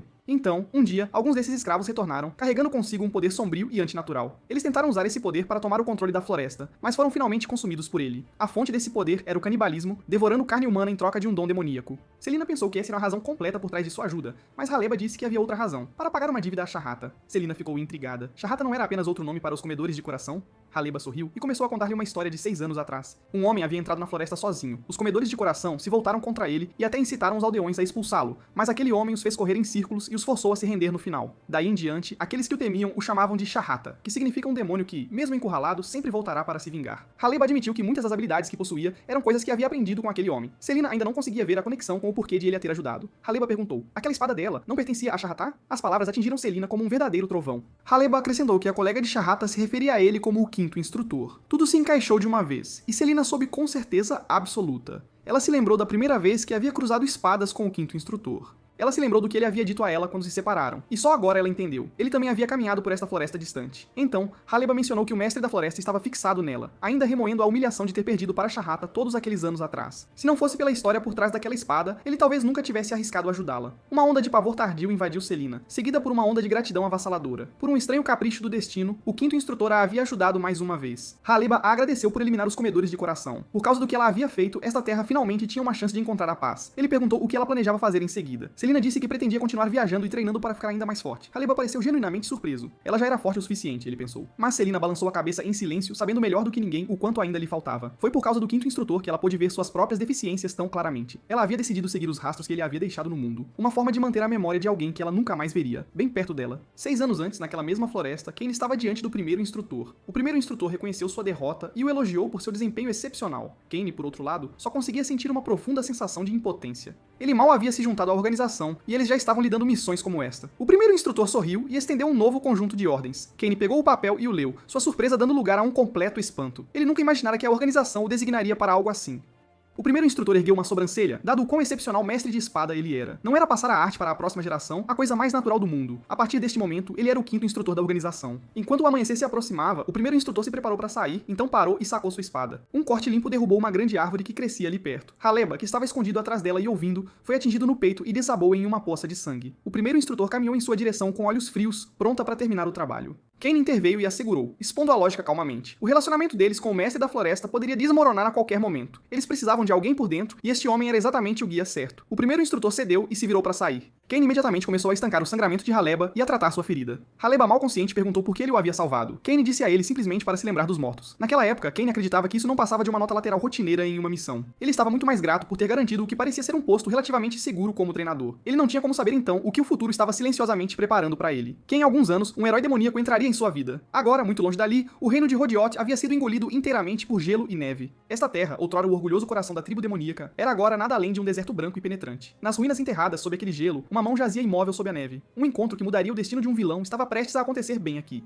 O fogo havia uma vez rasgado essa terra congelada. Os gritos indefesos de uma garota não lhe renderam uma única gota de misericórdia. Ela havia sido deixada sozinha no centro das ruínas. Enquanto sua consciência começava a desaparecer, uma figura se colocou à sua frente. Ela levantou a cabeça e perguntou cautelosamente quem estava ali. O homem disse que seu nome era Cod e perguntou dela em troca. Ela disse que seu nome era Arlis, seu coração cheio de cautela e confusão. Que razão alguém teria para vir a um lugar como este? Então o homem tirou o casaco dos ombros e o colocou sobre ela. Ele perguntou se ela queria ir com ele. Alice ficou imóvel. Seu primeiro instinto foi que ele estava sentindo pena dela. O que a impressionou mais foi o mesmo vazio que ela reconheceu nos olhos dele. Kane disse claramente que ficar ali significava morrer congelada. Ela sabia que ele estava certo, mas seu orgulho não a deixava admitir. Ele não tinha ideia de como era perder tudo. Então uma mão quente veio repousar suavemente sobre sua cabeça. Ele disse baixinho que já que ela havia sobrevivido, ela devia a si mesma continuar. Aquelas palavras cortaram todas as paredes que ela havia erguido. Ela pediu a ele, com a voz embargada, para levá-la consigo. Em pouco tempo, eles chegaram a uma pequena aldeia remota na fronteira. O estalajadeiro, Ban, olhou inquieto para a casa em ruínas que acabara de vender. Ele não podia deixar de sentir que era indigna daquele cavalheiro e de sua filha. Kane disse que estava tudo bem, enquanto em particular achava aquilo completamente inaceitável. Ela não era sua filha. Ele havia simplesmente pegado uma serva que estava meio congelada até a morte. Ele inspecionou a casa e facilmente puxou um pedaço de madeira podre da parede. Ele se virou para Ban e pediu ferramentas e madeira para fazer os reparos. Em pouco tempo, os sons de serrar e martelar ecoaram em frente à velha casa. Ben observou Kane trabalhar com facilidade e não pôde deixar de se maravilhar com o que ele chamou de devoção de pai. Até Alice, observando de lado, estava discretamente impressionada. Ele era melhor nisso do que ela esperava. Ban perguntou a Alice se ela gostaria de voltar para a estalagem. Ela balançou a cabeça. Não tinha nenhuma razão particular para ficar. Ela só queria estar ali, bem agora. Enquanto a noite caía, Kane largou suas ferramentas. Ele se virou para encontrar Alice dormindo, encostada em uma árvore. Longe de achar aquilo tocante, ele pensou que ela estava apenas enrolando. Ele estava começando a se arrepender de ter se envolvido em primeiro lugar. Seus pensamentos voltaram para o dia em que ele havia tropeçado nas ruínas do palácio. Ele tinha ouvido que havia tesouros lá, mas não havia encontrado absolutamente nada. Ele ainda estava amaldiçoando sua sorte quando uma luz fraca chamou sua atenção. Ele correu em direção a ela com entusiasmo, convencido de que havia encontrado algo valioso. Quando chegou perto o suficiente para ver claramente, a decepção o atingiu como uma parede. Não era tesouro, era uma garotinha mal se agarrando à vida. A garota se mexeu e olhou para ele em confusa sonolência. Ele reprimiu sua irritação e deu a ela um nome falso, imaginando que que ela devia ser uma órfã. Uma vez que ele confirmou que não havia nada de valor no lugar, ele se pôs a pensar. Ele não havia conseguido absolutamente nada para seu fundo de aposentadoria. Ele não podia voltar de mãos vazias, então decidiu levá-la consigo, pensando que ela poderia pelo menos ser útil em casa. Ele colocou sua capa sobre ela, então foi procurar seu almoço. Mas o pacote com seus sanduíches havia desaparecido. Uma pequena raposa o tinha apertado na boca e já estava disparando para longe. Seu temperamento se acendeu e ele foi atrás imediatamente. Ele atravessou um riacho gelado em uma perseguição indigna e finalmente colocou as mãos no pequeno ladrão. Enquanto a raposa lutava, o pacote caiu. Uma sombra maior passou por cima. Um lobo cinzento maciço o pegou e mostrou os dentes para ele. Os pelos da nuca de Kane se arrepiaram. Em um momento de puro desespero, ele atirou a raposa no lobo. E enquanto o caos reinava, ele correu de volta sem sequer olhar para trás. Agora, Arlis acordou de seu sono sentindo uma rara e tranquila paz. Ela encontrou a capa dele jogada sobre ela, o frio trancado firmemente do lado de fora. Kane voltou e disse a ela rigidamente que era hora de ir. O vento frio havia secado seu suor e enrijecido cada músculo. Ele estava claramente congelando e ainda assim havia dado a ela a capa. Alice se levantou em silêncio e o seguiu. A mente de Kane estava fervilhando, ainda fixada naquele lobo. Enquanto aquele animal estivesse por aí, seu sonho de uma aposentadoria pacífica estava em ruínas. Ele cerrou os dentes e prometeu a si mesmo que acertaria as contas com aquela criatura. Alice observou suas costas tensas e irritadas com um sentimento complicado brotando dentro dela. Ela deveria ter achado este homem insuportável. E no entanto, no dia seguinte, Alice estava sobre uma panela de sopa. Ban se aproximou hesitantemente, olhando o conteúdo com visível desconforto, e perguntou se o que estava na panela era de fato comida. Alice bateu a tampa e disse que era para Cod. Uma premonição profundamente perturbadora se abateu sobre Ban. Alice então perguntou onde ela poderia lavar algumas roupas. Ban ficou surpreso que ela pretendia fazer isso sozinha. Incapaz de simplesmente deixá-la, ele a seguiu, nervoso com o desastre que poderia vir em seguida. Enquanto ela lavava, Ban mencionou algo sobre a casa que Kane havia escolhido. Ela havia sido construída 30 anos atrás por um homem chamado Sr. Grey, que havia vindo de outro lugar. E agora aqui estava outro forasteiro se mudando. Ban pensou que havia um tipo maravilhoso de destino nisso. Alice não estava ouvindo. Ela torcia as roupas ensaboadas com torções focadas e vigorosas. Ban continuou lembrando como, quando criança, ele havia trocado bebidas roubadas por histórias. Ele disse que o Sr. Grey havia sido um caçador que havia viajado o mundo inteiro, um aventureiro lendário. Alice apenas o achava barulhento. Sua mente estava em outro lugar completamente. O olhar de Ban se desviou para as roupas que ela estava lavando e ele parou de repente. Ele murmurou com simpatia e disse que iria encontrar algumas roupas sobressalentes para Cod usar. Alice não tinha ideia do que ele estava querendo dizer e pensou que ele estava sendo estranho. Naquele momento, em uma pequena cabana na floresta, Kane havia se encontrado cara a cara com o Sr. Grey. O robusto velho se apresentou como o guarda florestal e perguntou alegremente o que o trazia ali. Kane explicou que estava procurando comprar algumas ferramentas antigas, mas não conseguia se livrar da sensação de que aquele rosto era familiar. O Sr. Grey foi generoso e disse que ele poderia simplesmente pegá-las. Ele abriu a porta do armazém. Lá dentro, teias de aranha pendiam grossas e tudo cheirava a poeira e tempo. Kane procurou cuidadosamente e encontrou um arco antigo e algumas luvas de escalada que ainda eram utilizáveis. Então um frasco de veneno letal chamou sua atenção e o deixou em alerta. O que algo assim estava fazendo ali? Então uma arma particular o fez prender a respiração. O tipo de arma que tipicamente pertencia a uma organização muito grande e muito secreta. Uma teoria surpreendente surgiu em sua mente. Poderia este velho ser um dos caçadores de dragões? O Sr. Grey entrou naquele momento segurando uma caixa e oferecendo-se para ajudá-lo a embalar tudo. Kane manteve a compostura e o agradeceu. Ele embalou rapidamente, querendo nada mais do que ir embora, mas o Sr. Grey hesitou. Ele estudou o rosto de Kane com olhos cuidadosos e perscrutadores. Kane ficou ali rigidamente, ficando mais inquieto a cada segundo. Após uma longa pausa, o Sr. Grey balançou a cabeça com um sorriso e disse que devia ter se enganado. Kane se sentiu como um condenado recebendo um perdão. Ele pegou a caixa e saiu com pressa. No momento em que voltou, Ban correu para lhe mostrar algo. Kane o seguiu, intrigado. O que ele viu em seguida o paralisou completamente. Suas roupas, feitas de materiais raros e caros, haviam sido reduzidas a meros trapos. Seu coração sangrou. Cada uma delas era insubstituível, e cada uma estava além de qualquer salvação agora. Então Ban o informou que a cozinha também não havia sido poupada. Kane sentiu metade de sua vida deixar seu corpo. Ban o arrastou para a cozinha para ele ver por si mesmo. A porta se abriu para espuma branca transbordando da panela e fumaça preta enchendo o ar. Ban sorriu apologeticamente e disse que deixaria os ingredientes passarem, mas os custos de reparo teriam que ser cobertos. Kane pagou com uma expressão de dor, então saiu lutando para conter as lágrimas. No momento em que ele pôs os olhos em Arlis, cada grama de raiva que ele vinha engarrafando ameaçou explodir. Por causa dela, ele não tinha ideia de quanto dinheiro havia escoado. Ele a forçou para baixo e perguntou friamente se a comida estava pronta. Arlis ergueu o queixo orgulhosamente e declarou que cozinhar era fácil. Ela serviu uma tigela de sopa grossa e estranhamente roxa e a estendeu para ele. Kane olhou para a tigela e passou um longo momento se preparando psicologicamente. No instante em que atingiu sua língua, foi como levar um soco por dentro da boca. O sabor desafiava qualquer descrição. Era como se alguém tivesse cuidadosamente elaborado um veneno. Arlis desafiadoramente pegou uma grande colherada para si mesma. A sopa desceu por sua garganta e foi seguida por um silêncio muito longo. Arlis não se desanimou. No dia seguinte, ela estava de volta à panela, jogando-se nela novamente. Ban espiou o peculiar líquido verde e espesso rolando lá dentro. Ele perguntou cuidadosamente se aquilo era para ser uma sopa creme. Alice disse que sim. De alguma forma, isso só deixou Ban ainda mais nervoso. Ele olhou pela janela da estalagem, que os transeuntes já estavam confundindo com um incêndio devido à fumaça. Ele apontou gentilmente que isso estava começando a afetar os negócios da estalagem. Ele sugeriu deixar de lado por hoje e dar outra chance ao prato feito com carinho amanhã.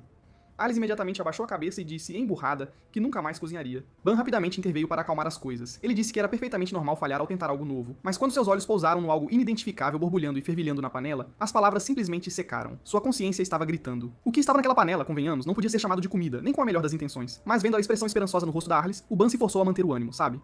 Foi bem nesse momento que um grupo de mercenários, com cara de quem tinha rodado muito, invadiu a pequena estalagem. Eles pediram bebidas e comida aos berros, se sentindo em casa, como se fossem os donos do pedaço, sabe? O Ban se virou nos 30 para atender a todos enquanto avisava a Arliss, baixinho, para ter cuidado com aqueles caras. Arliss, por sua vez, observava as armas que eles carregavam, fazendo suas avaliações em silêncio. Enquanto o Ban se esgueirava entre os mercenários, Arliss voltou a atenção para sua panela. O barulho e as risadas às suas costas a fizeram franzir a testa, mas um pedaço da conversa deles a deixou completamente paralisada. Eles falavam de uma família que havia caído em desgraça. Com desprezo e zombaria em cada palavra, alguém mencionou que uma pessoa havia lucrado com a queda, mas acabou sendo expulsa. Então, outro riu e disse que tinha ouvido que a família inteira estava morta. Eles brincavam com isso como se fosse uma piada, alertando uns aos outros para não pegarem a tal maldição. Alice ficou parada, ouvindo, e seu aperto na concha se intensificava a cada palavra, até que um deles resumiu tudo. Pessoas com sangue sujo nas veias nasceram para não dar em nada. Aquela única frase foi a faísca que acendeu o pavio do barril de pólvora. Arliss já tinha ouvido o suficiente. Ela girou e arremessou a concha direto nele. O homem nem sequer fez um som. Ele simplesmente desabou de cara na mesa. Aquele surto repentino assustou todos os mercenários no salão. Arliss gritou com todos eles, furiosa. Ela mandou que retirassem o que disseram. Ela não permitiria que aquelas palavras imundas continuassem a envenenar seus ouvidos. Naquele exato momento, lá em cima, Kain acordou de um sono profundo, num sobressalto. Uma sensação de pavor, sem forma, o invadiu, e seu coração começou a disparar. Ele andava em péssima forma ultimamente, e a culpa era inteiramente da Arliss, claro. Não faz muito tempo, sem querer desperdiçar comida, ele tinha comido cada pedacinho daquela que ela chamava de culinária notável, e o resultado foi uma doença grave, que o deixou fraco demais para mal conseguir sair da cama. Depois, a Arliss tinha destruído a maioria das suas roupas na lavagem, e para completar, ele ainda pegou um resfriado. Kain sentia como se estivesse sendo assombrado. Ela ia ser a morte dele, com certeza. Se ele fosse um vilão menos competente, já teria sido aniquilado a essa altura. Entre uma reclamação e outra, ele notou que Arliss estava estranhamente quieta hoje. O silêncio, em vez de tranquilizá-lo, disparou todos os alarmes que ele tinha. Ele finalmente decidiu parar de se preocupar e virou para tentar descansar mais um pouco. Foi então que seu estômago soltou um ronco longo e, digamos, nada digno. A fome venceu todas as objeções que ele tinha para sair do quarto. Ele se arrastou para ficar de pé e desceu as escadas para procurar algo para comer. Ele pensou com uma miséria no coração, enquanto o dinheiro a Arliss já tinha torrado. Ele se arrependeu de ter trazido a garota. Seu plano de aposentadoria, pensou ele, estava praticamente acabado. A barulheira que vinha lá de baixo só estava piorando a situação, para variar. Ele se inclinou sobre o corrimão e gritou lá para baixo, para a multidão. Mandou que fizessem silêncio, e então seus olhos encontraram Arliss no meio da confusão. Kain absorveu o caos que se espalhava lá embaixo, e a sensação dentro dele era impossível de descrever, de tão estranha. O olhar de Kain se fixou no capitão mercenário ruivo, e o ar entre eles ficou pesado, quase mortal. O capitão sentiu um arrepio de desconforto gelado. Ele não tinha a menor ideia de quando aquele homem havia aparecido ali. Ele se portava como um predador à espreita, projetando uma pressão que não tinha fonte visível, mas era palpável. Cada instinto do capitão lhe dizia que um movimento errado seria o último que ele faria na vida.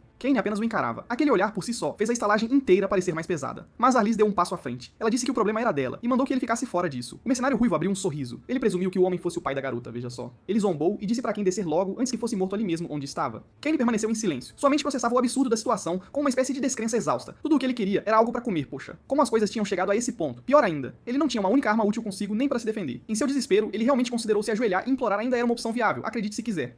Observando os mercenários se aproximarem, ele estava genuinamente convencido de que não sairia dali vivo, de jeito nenhum. Ele só conseguiu encontrar o olhar de Arliss e tentou sinalizar para ela desviar a atenção deles de qualquer forma que pudesse. Arliss interpretou tudo errado, completamente, e entendeu que deveria ficar parada e não fazer absolutamente nada. O Capitão Ruivo então anunciou sua companhia com toda a pompa, com a arrogância de quem se acha, e perguntou a Kain quem ele era. Kain respondeu com fria indiferença que não tinha motivo para compartilhar aquilo com eles. Os outros mercenários ficaram furiosos com a atitude. Ameaçaram transformá-lo em picadinho, mas o capitão os parou com um sorriso, dizendo que tinha algo bem melhor em mente para ele.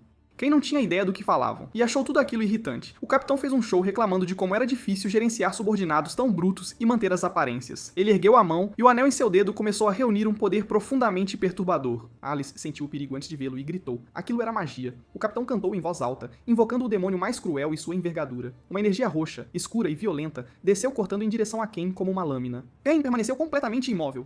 Alice se jogou atrás dele, aterrorizada. A magia os engoliu por inteiro. O térreo da estalagem foi soterrado em fumaça e escombros num instante. Barris se partiram, álcool inundando o chão. Cada pessoa na sala prendeu a respiração e esperou. A fumaça começou a rarear. O capitão olhou incrédulo e exigiu saber o que ele era. Alice fitou as costas do homem à sua frente, algo se soltando dentro do peito dela, diante de um golpe mortal de um mago, e ele nem sequer piscou. Aquela imobilidade absoluta e inabalável era, à sua maneira, mais antinatural que a própria magia. Por dentro, Kain mal se aguentava. Ele quase morreu de verdade agora. Só sentiu algo vindo no último segundo e instintivamente se abaixou. Foi só isso que o salvou. E de alguma forma, Arliss, atrás dele, estava completamente ilesa. Que sorte inacreditável. Ele controlou o pulso martelando e dispensou friamente as habilidades do capitão. O capitão riu com fúria, decidindo que foi só uma esquiva de sorte e que Kain estava blefando. Kain reconheceu para si mesmo que estava blefando, mas manteve o rosto impassível. Então fez um movimento rápido e decisivo, como se fosse sacar uma arma. O capitão estremeceu, convencido de que havia um golpe mortal escondido esperando. Mas Kain não sacou nada. Ele disse apenas que tinha um orgulho inabalável. Os mercenários o encararam como se ele tivesse perdido a cabeça. Então o capitão sorriu de repente. Seus olhos caíram na marca na luva de Kain. Ele disse que não esperava encontrar alguém dos Cavaleiros Livres num fim de mundo como este. A sala ficou em silêncio mortal enquanto cada mercenário se entreolhava em incredulidade atônita. Aquela antiga organização sem líderes, envolta em total segredo, ninguém sabia a história completa. Havia apenas uma coisa universalmente reconhecida sobre eles, cada membro daquela organização.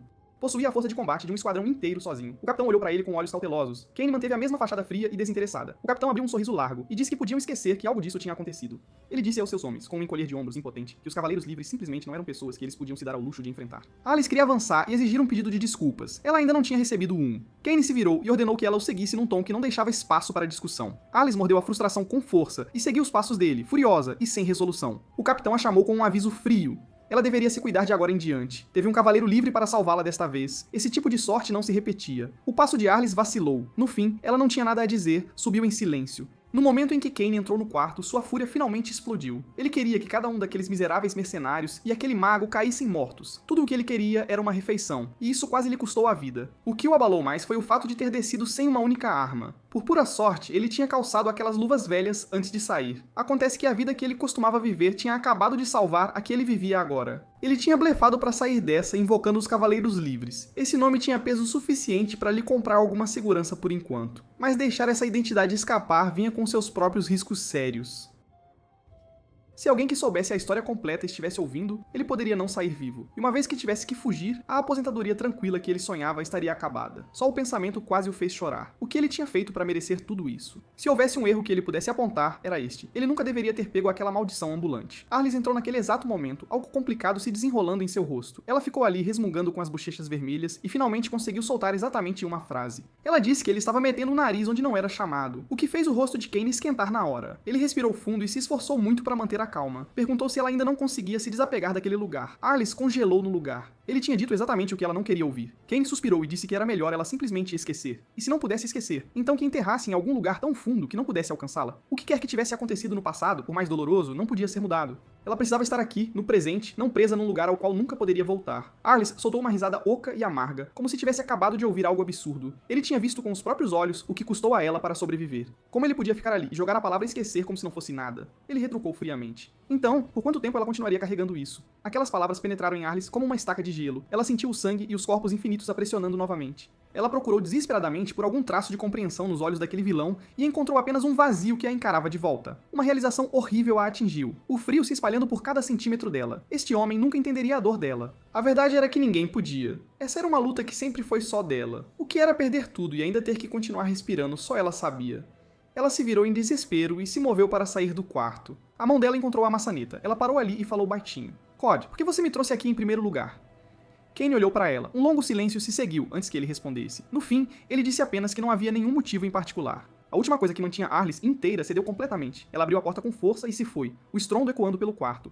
Kane também estava furioso. Cada palavra que ele havia dito era sabedoria duramente conquistada, oferecida livremente. Ela não aceitou nada disso, garota insuportável, irracional. Ele decidiu parar de se preocupar com ela e focar em seus próprios assuntos. Pelos próximos dias, ele se enterrou em consertar a casa velha. Quando o anoitecer finalmente chegou, ele martelou o último prego. Ele se permitiu um momento tranquilo de satisfação, então imediatamente se viu pensando em Arlis. Ela tinha emburrado com a menor palavra, deixando-o fazer todo o trabalho sozinho. Enquanto pensava nisso, uma preocupação pequena e indesejada o invadiu. Ela não saía do quarto ao que pareciam dias. Ele ficou no telhado e hesitou por um momento, então balançou a cabeça. Ele tinha decidido não convidá-la para a casa nova, que ela lidasse com as escolhas dela por um tempo. Ele olhou para a floresta imóvel e as cores brilhantes queimando no céu noturno. A casa era perto o suficiente da vila, mas bem escondida para ficar discreta. Ele já podia ver uma aposentadoria tranquila e confortável se estendendo à sua frente. Naquele momento, Ban subiu o caminho ofegante, quase correndo. Kane levantou uma sobrancelha e perguntou o que ele estava fazendo tão longe assim. Ban mal conseguia respirar, dizendo para ele ir para a estalagem rapidamente, então ele olhou para a casa e ficou completamente imóvel. Isso tinha sido uma ruína há pouco tempo. Como tinha se transformado nisso? Kane disse que tinha feito alguns reparos, mantendo a voz leve. Van de repente se lembrou do que realmente tinha vindo dizer. Ele agarrou o braço de Kane e o apressou. Ele precisava ir verificar Arlis agora mesmo. O som do nome dela atingiu Kane mais forte do que ele esperava. Após a discussão, Arlis tinha se trancado completamente em seu quarto. Ela deixou a dor que mantinha a distância a invadir, finalmente se afogando nela. Daí em diante, a única coisa que se permitia era observar o pôr do sol da janela a cada dia que virava. A visão do céu pegando fogo parecia um espelho do que sua vida havia se tornado. Ela sentiu que se extinguiria assim como o reino de Rodiov havia queimado. Mas enquanto aquelas chamas morriam, um fogo diferente reacendeu dentro do peito dela a obsessão em restaurar seu reino. Com a mente decidida, ela se moveu imediatamente. Ela pegou alguns itens de viagem da mochila de Kane sem dizer uma palavra e entrou direto na floresta onde os mercenários estiveram. Antes de partir, ela faria as pessoas que os humilharam pagarem. No fundo da floresta, os mercenários tinham cercado o velho guarda florestal, Sr. Grey. O rosto do capitão carregava a excitação satisfeita de um homem que acabara de encurralar sua presa. Ele se vangloriou. Não esperava descobrir aqui no meio do nada que este velho e quieto guarda florestal era o caçador de dragões Cano Rambo, desaparecido há 30 anos. Sr. Grey ficou abalado por ter sua identidade exposta. O capitão revelou presunçosamente que um deslize bêbado o entregou. O capitão pressionou, exigindo saber onde o tesouro do antigo cofre do dragão estava escondido. Sr. Grey manteve que havia encontrado o cofre, mas nunca conseguiu entrar. O Guardião das Lendas era real, e ninguém tinha saído vivo. O capitão não estava interessado em lendas, ele queria o mapa do tesouro. Diante do impasse, Sr. Grey finalmente cedeu. Ele disse que quando veio pra cá pela primeira vez, construiu uma casa na floresta. Ele tinha escondido um mapa para a Dragonia lá dentro. A casa tinha sido vendida há muito tempo, mas o mapa ainda deveria estar exatamente onde ele o deixou. Antes que ele terminasse de falar, um galho seco estalou em algum lugar nas árvores. Os mercenários se viraram. A floresta estava completamente vazia. O capitão sinalizou para seus homens irem verificar. Um deles se moveu cuidadosamente em direção às árvores. Ele ainda estava decidindo se daria a volta quando um farfalhar veio do lado. Uma raposa surgiu, dentes roendo ferozmente um galho, olhos afiados com hostilidade. O homem exalou e respondeu que era só uma raposa. O que nenhum deles sabia era que Arlis estava pressionada contra aquela mesma árvore sem respirar. Cada palavra da conversa a alcançou sem perder uma sílaba. A mente dela estava em tumulto. O velho guarda florestal era um caçador de dragões, e aquela cabana na floresta guardava um mapa para um cofre lendário. Um pensamento atravessou tudo. Cord estava em perigo. Ela tinha que avisá-lo imediatamente. No segundo seguinte, uma resistência feroz a dominou. Aquele homem não era mais problema dela, mas o nome Dragônia já trovejava em sua mente. Da era do mito, o cofre dos clãs de dragões, sua riqueza que desafiava deuses e demônios, os tesouros lá dentro, dizia-se, eram cobiçados até pelos divinos. Um pensamento ardente a dominou, se ela pudesse colocar as mãos neles. O reino de Rodiov poderia ser reconstruído? Se pudesse, ela nunca mais teria que ficar sozinha.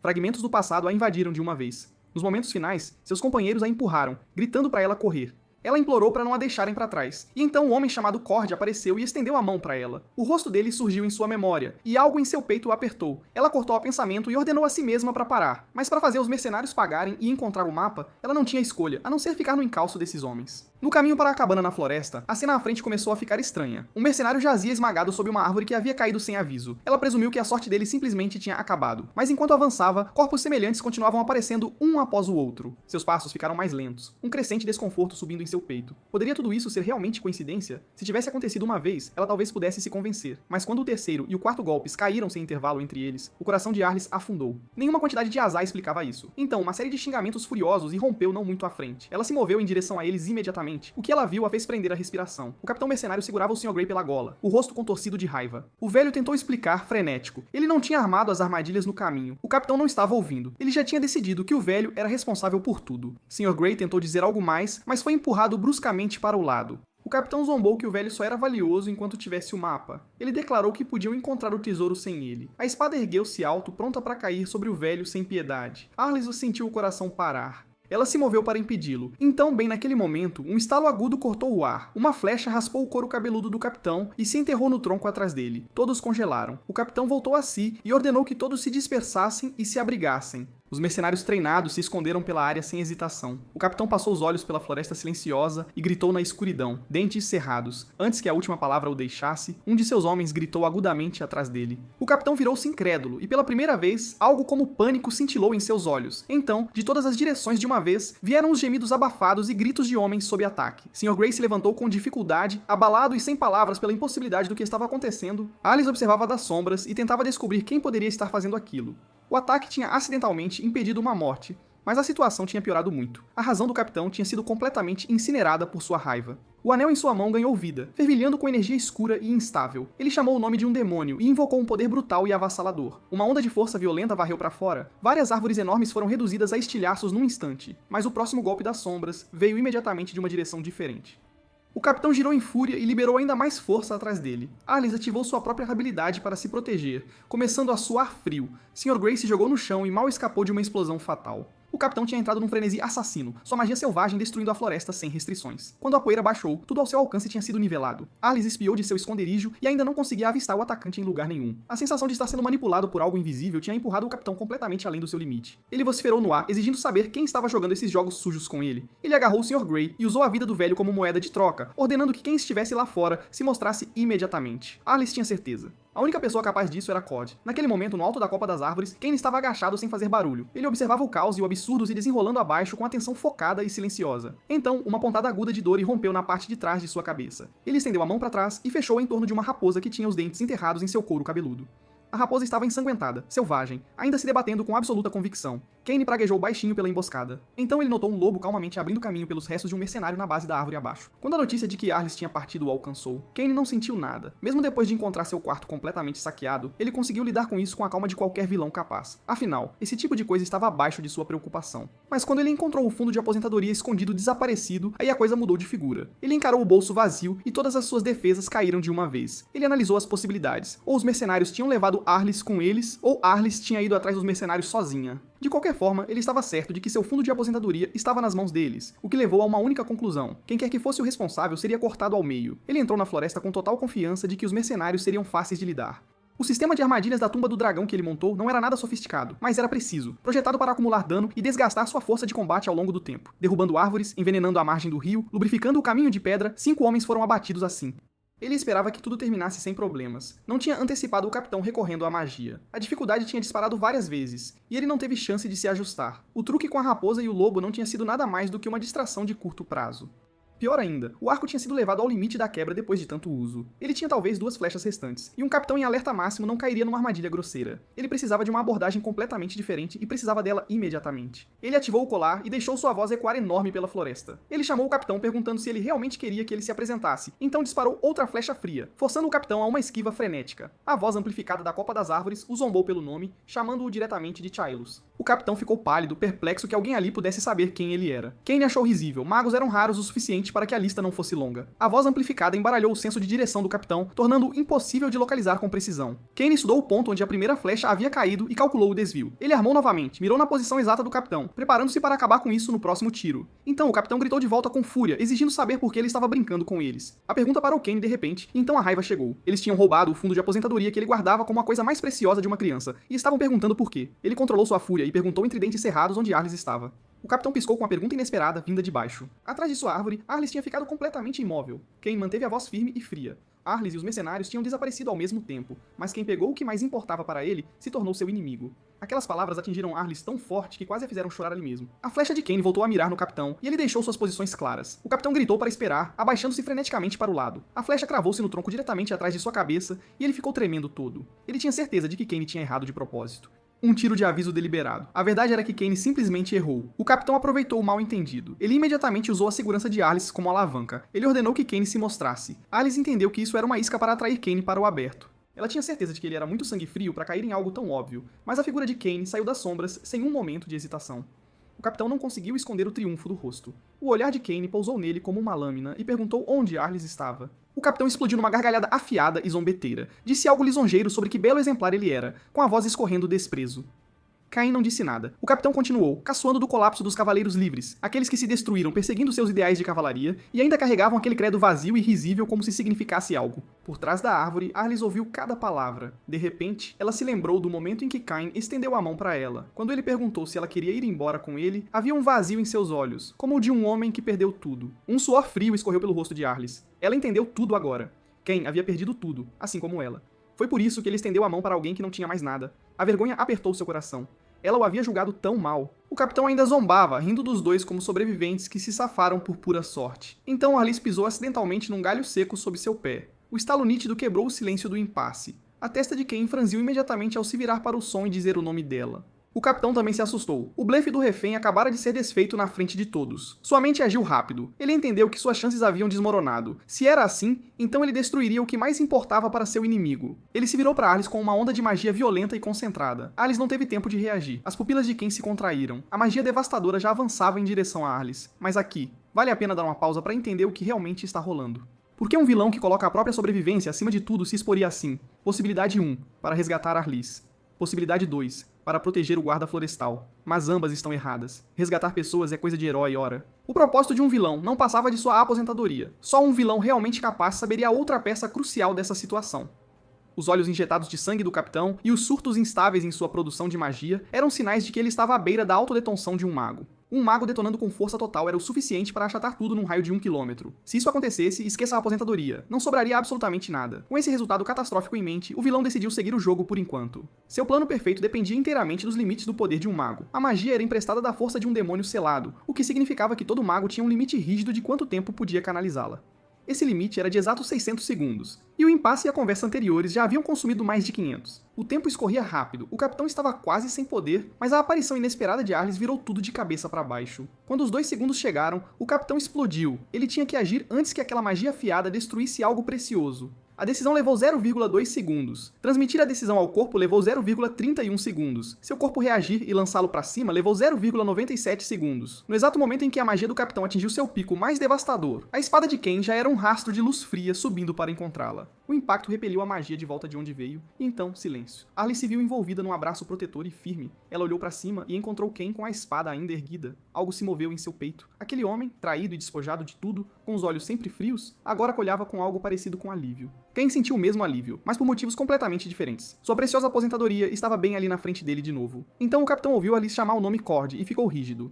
Ele repetiu o nome com a voz trêmula. Cord Housebane, o lendário líder dos Cavaleiros Livres, Arlis se virou para Ken, chocada. Ken também ficou imóvel, torcendo secretamente para que aquilo tudo sumisse logo. Arlis perguntou diretamente, ele era o líder? Caim permaneceu em silêncio. Seu silêncio disse tudo. O choque do capitão deu lugar a um súbito lampejo de excitação. Ele avançou com a teoria de que Ken também devia estar de olho no lendário tesouro, que ele pretendia usá-lo como base para ressuscitar os Cavaleiros Livres desfeitos. Arlis achou aquilo plausível. Poderia muito bem ser um sonho que eles compartilhavam. Embora não pudesse deixar de se perguntar se um tesouro conseguiria carregar as esperanças de 2 pessoas. Se fosse realmente possível voltar ao que ela amou e perdeu, talvez ela e Ken pudessem finalmente se libertar. Mas o capitão de repente anunciou sua disposição em ajudar. Dê a ele 1/10 do tesouro e ele dedicaria tudo o que tinha ao esforço. Ken ficou em silêncio. O que passava por sua mente não era uma grande visão. Era uma aposentadoria tranquila, sem perrengues. Ele falou por fim, com a voz medida e definitiva. Não tinha intenção alguma de reconstruir os Cavaleiros Livres. O capitão pareceu chocado. O impacto em Arlis foi muito mais forte. Ken sacou sua espada lentamente. Ele perguntou o que havia para reconstruir. Os mortos poderiam voltar à vida? O tempo que passou poderia ser revertido? Arlis sentiu as palavras atingirem seu peito em cheio, e algo se clareou para ela. Cord era diferente dela. Ele havia encontrado a coragem de enterrar o passado, enquanto ela nunca parou de desenterrar o que já estava sepultado. Ela sempre soube que se apegar ao passado era apenas desperdiçar a vida que ainda tinha. Mesmo que encontrasse o tesouro, ele não traria de volta uma única pessoa que ela havia perdido. Não passava de um apego que ela se recusava a soltar, puxando-a mais fundo a cada dia que passava. Então a mão de Ken pousou suavemente em seu ombro. Ele sustentou o olhar dela e a fitou com firmeza e calma. Depois se virou para o capitão e disse para ele não manchar seu passado com ganância. Arlis percebeu que aquelas palavras poderiam ter sido para ela também. O capitão ainda se recusava a desistir, tentando atiçar o desejo de Ken. Ken o interrompeu na hora e disse que não passava de ossos de um dragão morto há 1000 anos. O capitão se recusou a acreditar e decidiu que Ken estava mentindo para ficar com o tesouro só para ele. Arlis acreditou nele completamente. Um homem que realmente havia superado o passado não tinha motivos para mentir. Ela sabia como era ter tudo o que construiu desaparecer num único momento. Então Ken soltou uma risada pequena e inesperada, dizendo que um fundo de pensão extra não faria mal a ninguém. O capitão rugiu de tanto rir, convencido de que a verdadeira ganância de Ken finalmente havia se revelado. O Sr. Grey, que estava escondido durante tudo isso, tentou aproveitar a chance para escapar. Ele foi puxado de volta instantaneamente pela magia do capitão e imobilizado sob seu pé. Ele ainda precisava do velho para encontrar o mapa. Ken baixou a espada, o capitão zombou e perguntou se algum instinto heróico inútil havia acabado de surgir. Ken descartou isso sem hesitar. Ele era um vilão, não um herói, afinal. Disse ao capitão claramente que a ganância já havia arruinado seu julgamento. Se ele continuasse, perderia o controle de si mesmo completamente. E com isso, Ken simplesmente desapareceu de onde estava. Ele apareceu diretamente na frente do capitão. Sua voz baixou para algo grave e definitivo. Ele disse que tiraria toda aquela ganância das mãos dele. A coragem do capitão se quebrou completamente. Ele soltou um grito. No caos, arremessou o Sr. Grey para longe como um saco de pedras. Ken estendeu a mão e pegou o velho com destreza. Mal o havia acomodado num canto seguro, quando o capitão já estava em cima dele com a intenção de matar. O capitão rugiu e atacou. Ken se esquivou sem esforço. Um lampejo de luz fria cortou o ar. Então o som abafado de algo atingindo o chão. A mão da espada do capitão havia sido decepada limpa no pulso e jazia no chão. Ele encarou por um segundo inteiro, depois olhou para o espaço vazio onde sua mão estivera. A dor e a incredulidade o atingiram de uma vez. Numa fúria cega, ele pegou sua espada com a mão que lhe restava e a arremessou com toda a força.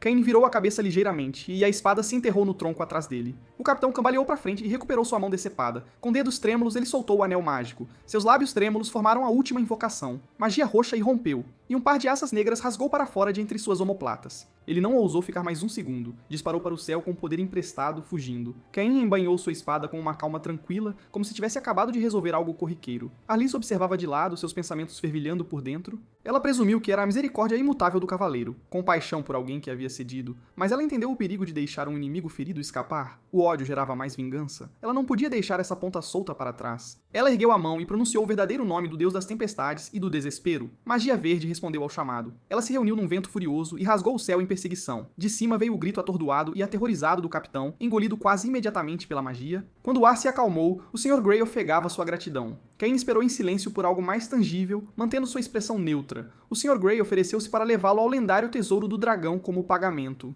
Cain o interrompeu, seu tom carregando a frieza de alguém que já havia visto através de tudo aquilo. Ele disse ao Sr. Grey que era hora de parar de largar uma lenda que já havia tirado o suficiente dele. O tal tesouro do dragão, disse ele claramente, não passava de ganância humana com o nome. O rosto do Sr. Grey mudou, um sorriso amargo e discretamente autodepreciativo. Ele murmurou, tremendo ligeiramente, que alguém que já se foi uma vez lhe dissera a mesma coisa, e ainda assim essa pessoa havia entrado no cofre por vontade própria. Por quê? Ele se virou e se afastou sozinho, suas costas carregando o peso da perda numa pergunta sem resposta. Cain o observou partir e soltou um suspiro quase inaudível. Uma mão puxou levemente sua manga. Alice estendeu sua mochila sem dizer uma palavra. Por dentro, Cain estava quase uivando. Ela causa tudo isso, e isso deveria compensar? Mas no segundo seguinte, sua mão encontrou os fundos de aposentadoria intocados lá dentro. Cada último resquício de raiva foi silenciosamente derrotado pelo alívio. Ele não disse nada, apenas se virou e chamou por cima do ombro para ela acompanhar. Alice havia se preparado para uma bronca daquelas, e a resposta a deixou sem saber o que fazer. Ela o seguiu sem uma palavra, e os dois caminharam floresta adentro. O silêncio pesava lentamente sobre Alice, e seu coração ficava mais pesado a cada passo. Ele devia estar furioso, devia ter desistido completamente dela. Então o homem que caminhava à sua frente parou. Ele disse, com a mesma voz comum que usava para tudo, que dali em diante aquele seria o lar deles. Alice olhou para onde ele apontava e seus olhos se arregalaram. A cabana em ruínas havia sido refeita em algo completamente novo. As palavras nosso lar pousaram em seu peito como algo que ela não sabia que estava esperando. Cain disse que estava ficando tarde e que ela deveria entrar e descansar. Alice ficou onde estava, um emaranhado de sentimentos surgindo nela que ela não conseguia nomear. Ela passou tanto tempo dizendo a si mesma que nunca poderia esquecer o passado, que fazer isso seria uma traição, agarrando-se desesperadamente a um tempo ao qual nunca poderia retornar. Agora ela entendeu. Não passava de uma forma covarde de se recusar a encarar o que era real. Ela disse baixinho para si mesma que era ali que ela pertencia agora. Mesmo que o futuro que construísse ao lado desse homem fosse eventualmente engolido pela história e esquecido, ela nunca mais pensaria nisso como tempo jogado fora à toa. Como a última governante de um reino que não existia mais, ela pensou que podia ouvir as vozes dos velhos tempos chamando, mas escolheu guardar essas memórias em um lugar querido e protegido e caminhar em direção a algo novo.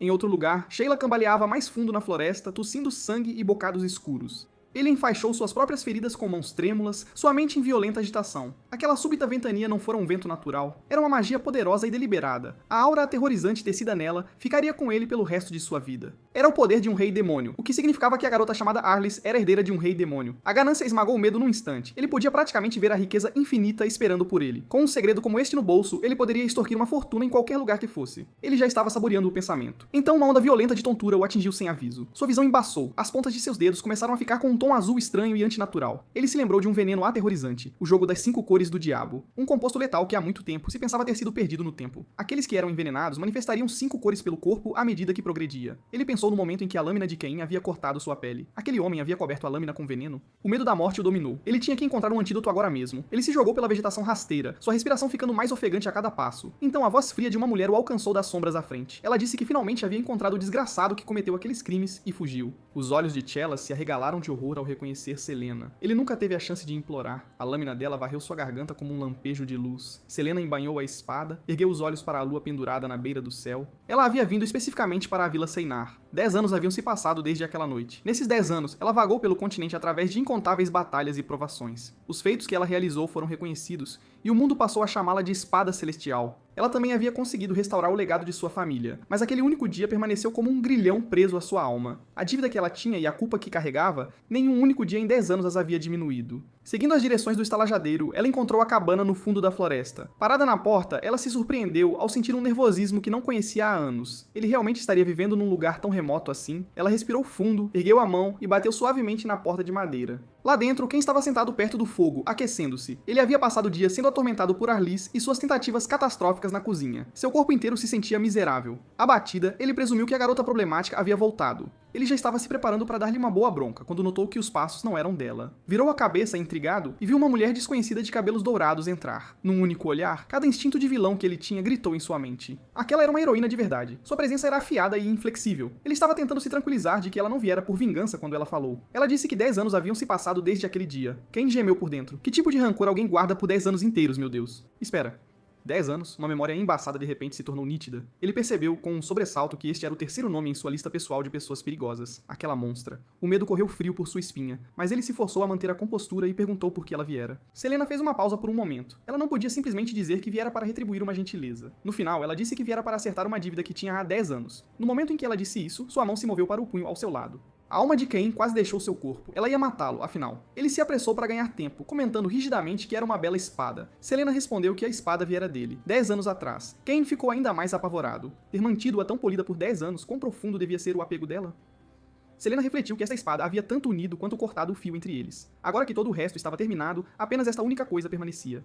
Ela ergueu a espada, resolvida a oferecer a vida que fora salva 10 anos atrás de volta a ele. No momento em que a lâmina captou a luz, o instinto de sobrevivência de Cain explodiu e ele gritou. Ele disse que uma pessoa morta não servia para ninguém, somente os vivos podiam buscar perdão. O movimento de Selena parou. Ela perguntou como os vivos deveriam encontrá-lo. Cain retrucou com algo próximo ao desespero, dizendo para ela parar de fazer perguntas como uma criança. Aquelas palavras atingiram Selena como um trovão. Ele estava certo, ela não era mais a garotinha indefesa de 10 anos atrás. Ela sabia melhor do que ninguém o que precisava fazer e o que queria. E, se a morte não fosse suficiente para pagar a dívida, então ela apagaria com o resto de sua vida. Ela se decidiu e ajoelhou-se diante de Cain. Jurou por sua espada e sua honra que o serviria pelo resto de seus dias. A mente de Cain ficou completamente em branco. O que estava acontecendo ali? Ela não viera para matá-lo? O vilão se viu no raro e profundamente desconhecido estado de pânico genuíno. Ele só podia se consolar que, pelo menos, sua vida não estava em perigo imediato. Só de imaginar o quão perto ele esteve o fez sentir-se fraco. Ele não tinha a menor ideia do que se passava na cabeça dela. Por enquanto, parecia que ela o havia confundido com algum tipo de salvador. Mas ela era uma heroína, o que significava que poderia tirar sua vida a qualquer momento. Com esse pensamento bem fixo na mente, ele a apontou para o quarto vazio e disse para ela descansar. Selena se levantou obedientemente e foi guardar suas coisas. Cain sentiu, em particular, que aquilo não era nem de longe o suficiente para tornar a situação segura. Ele a chamou de repente e disse que já havia largado sua espada e estava vivendo em paz. Selena parou e se virou com um olhar de pura incredulidade. Cain continuou. Se ela quisesse ficar, teria que largar a espada também. Teria que esquecer sua família no campo de batalha e deixar o passado para trás completamente. Nada de ser a mestra da luta. Ela aprenderia a viver como uma aldeã comum. Selena estava tão atordoada que mal conseguia encontrar palavras. Por dentro, ela sentiu que era mais doloroso do que simplesmente ser mandada morrer. Seria aquela dor o orgulho de sua espadachim? Ou algo mais profundo, a natureza que ela nunca conseguiria abandonar? Mas o juramento e o sentimento que a haviam impulsionado por 10 anos estavam crescendo em seu peito.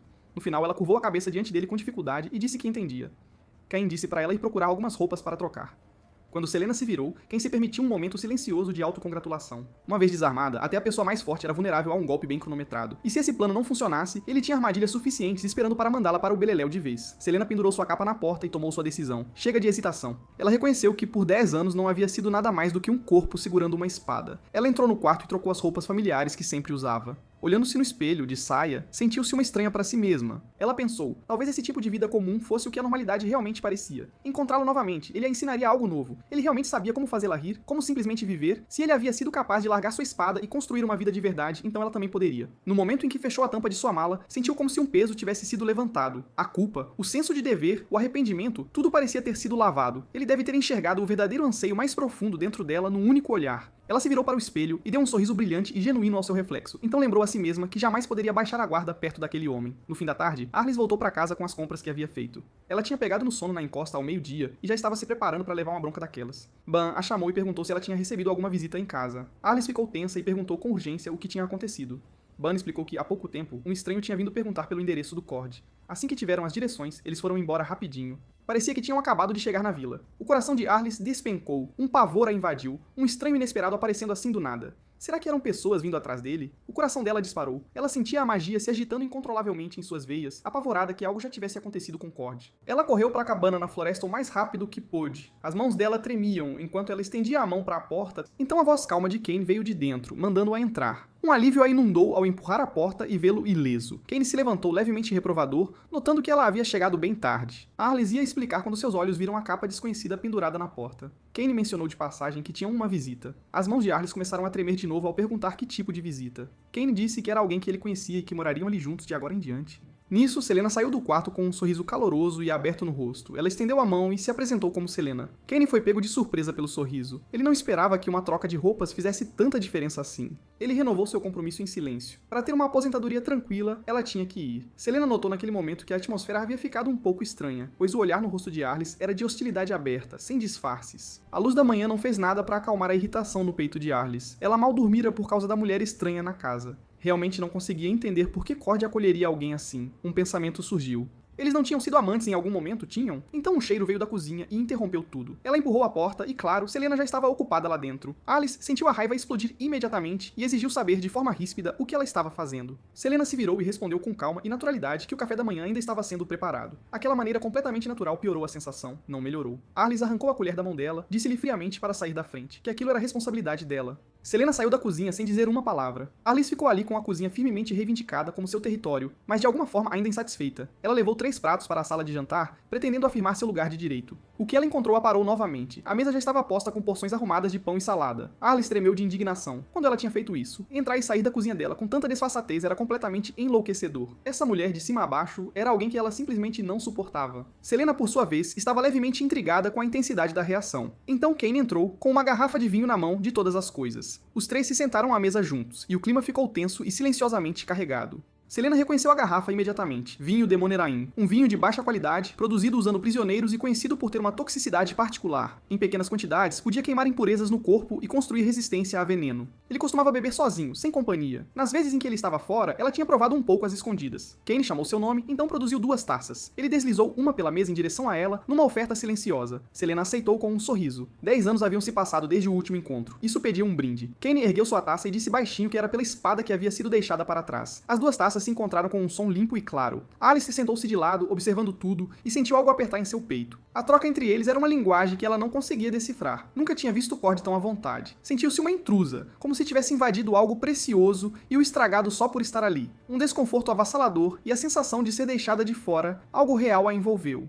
Ela os observou prestes a levar as taças aos lábios, e não aguentou mais. Alice bateu a mão na mesa enquanto se levantava. Ela estendeu a mão e atingiu a taça. Ela voou, atingiu a garrafa, e ambas se estilhaçaram no chão. Vinho tinto espirrou no rosto de Selena. Alice ficou ali tremendo, cheia de uma dor para a qual não tinha palavras, e Kane tremia de uma fúria que mal conseguia conter, gritando por dentro. Seu plano de envenenamento limpo e eficiente acabara de desmoronar completamente. Para um vilão de terceira categoria experiente, o fracasso não era novidade, mas sua verdadeira dor tinha outra origem. O veneno que usara era o inestimável Lágrimas do Dragão Meden, um composto letal de grau supremo, capaz de matar um dragão e custar a todo o seu fundo de aposentadoria. Ele havia gastado algo tão precioso e essa garota acabara de arruinar tudo. Ele até bebera uma pequena quantidade para parecer natural. E apesar de ter tomado o antídoto antes, suas entranhas ainda pareciam em chamas. Agora, ele tinha que manter a compostura e não demonstrar nada. Ele manteve a compostura e sugeriu que Selena fosse lavar o rosto. Alice já estava arrasada com o que havia feito. Ela não tinha a intenção de ser tão destrutiva. Havia uma montanha de coisas que precisava dizer, e nenhuma palavra saía. Aquele vinho devia ter um significado pesado que ela não conseguia entender, pois o olhar nos olhos de Cord agora estava completamente vazio. Kane levantou-se abruptamente e caminhou em direção a ela.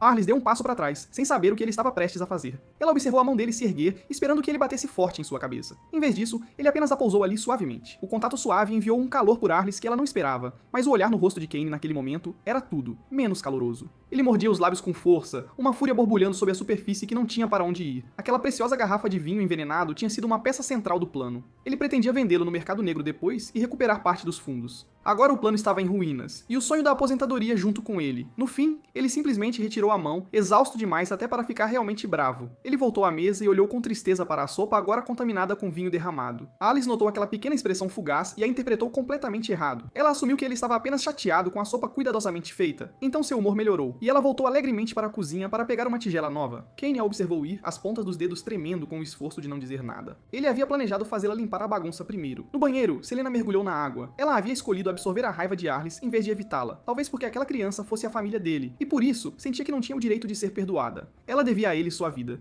e ainda respirava por causa disso. Perdão não era algo que ela merecia. Ela enxugou lágrimas que não havia notado caindo, e sentiu algo vazio se abrir em seu peito. Ela se permitira criar expectativas simplesmente porque ele a acolhera. Ela não devia ter feito isso. Tendo se tornado algo como um monstro, a única coisa que ainda podia fazer era interpretar o papel de uma pessoa comum. Ela voltou e encontrou que Kane já havia limpado tudo. Ela fez uma reverência e pediu desculpas por arruinar o café da manhã, genuinamente envergonhada. Kane manteve a expressão impassível, enquanto por dentro estava cheio de reclamações, mas ele estava intrigado. Ela havia sido espirrada com aquele veneno letal e estava completamente bem. Ele não conseguiu evitar perguntar se ela estava bem. A pergunta aqueceu algo em Selena, e ela disse alegremente que estava perfeitamente bem. Por dentro, Kane achou isso ainda mais vergonhoso. Se ela não estava morta, poderia ao menos estar sofrendo um pouco. Então Selena disse gentilmente que Arliss parecia não gostar dela. As sobrancelhas de Kane se ergueram ligeiramente. Não estava na cara? Mas era realmente um problema sobre o qual ele precisava pensar. Se as duas continuassem a se desentender, suas economias particulares do próximo mês iriam sofrer um baque. Ele mudou para um tom mais suave, e disse que Arliss era uma órfã que ele havia acolhido. As palavras caíram estranhamente em Selena, trazendo uma dor complicada. Ele havia dado àquela criança o mesmo tipo de calor que ele uma vez lhe mostrara. Kane observou a reação dela em silêncio, satisfeito. Ela estava amolecendo, exatamente como ele esperava. Uma heroína em sua essência, ela nunca levantaria sua espada contra uma órfã indefesa. Naquele momento, Arliss reapareceu com uma tigela de sopa fresca. Kane decidiu que o momento era certo. Ele precisava dar ao plano mais um empurrãozinho discreto. Ele chamou Alice e disse-lhe que o que ela havia feito a um membro da família era inaceitável. Ela devia um pedido de desculpas a Selena. A palavra família caiu na sala como uma pedra em água parada. Arliss ficou completamente imóvel, algo ardendo atrás de seus olhos. Selena também congelou no lugar. O calor que aquela palavra trouxe a inundou muito além do que ela esperava. Arliss finalmente abaixou a cabeça e pediu desculpas numa voz não mais alta que um sussurro. Selena sorriu de volta e disse que estava tudo bem. Ela passara a vida inteira sem um verdadeiro senso de pertencimento, nunca realmente família de ninguém. Este pequeno e tranquilo lar, essa sensação inesperada de pertencer a algum lugar, era exatamente o que vinha se agitando na parte mais profunda de seu coração, quente e desconhecido. Kane silenciosamente levou uma colher de sopa à boca, seus pensamentos emaranhados. Se um único café da manhã causou tanta comoção, o caminho à frente seria um pesadelo. Ele fez um voto particular e firme. Da próxima vez, ele encontraria o momento certo para lidar com ela de uma vez por todas. Em pouco tempo, a neve rastejou silenciosamente por toda a floresta, mas Arliss se viu recebendo uma decisão de Kane que ela mal podia acreditar. Ele anunciou de repente que pretendia sair para uma caminhada neste tempo. Arliss estava na neve e no gelo, uma parede de resistência crescendo dentro dela. Ela não conseguia entender por que alguém sairia voluntariamente para uma caminhada em condições como essas. Mas se era ideia de Cord, devia haver uma razão para isso. Ele pediu um cobertor para sentar, um almoço embalado e chá quente. Mas como ela deveria embalar sopa para um almoço? Ela procurou pela casa inteira e a única coisa que podia passar por cobertor era uma manta velha e esfarrapada. Ela já podia imaginar o que Cord diria ao ver aquele pedaço de pano.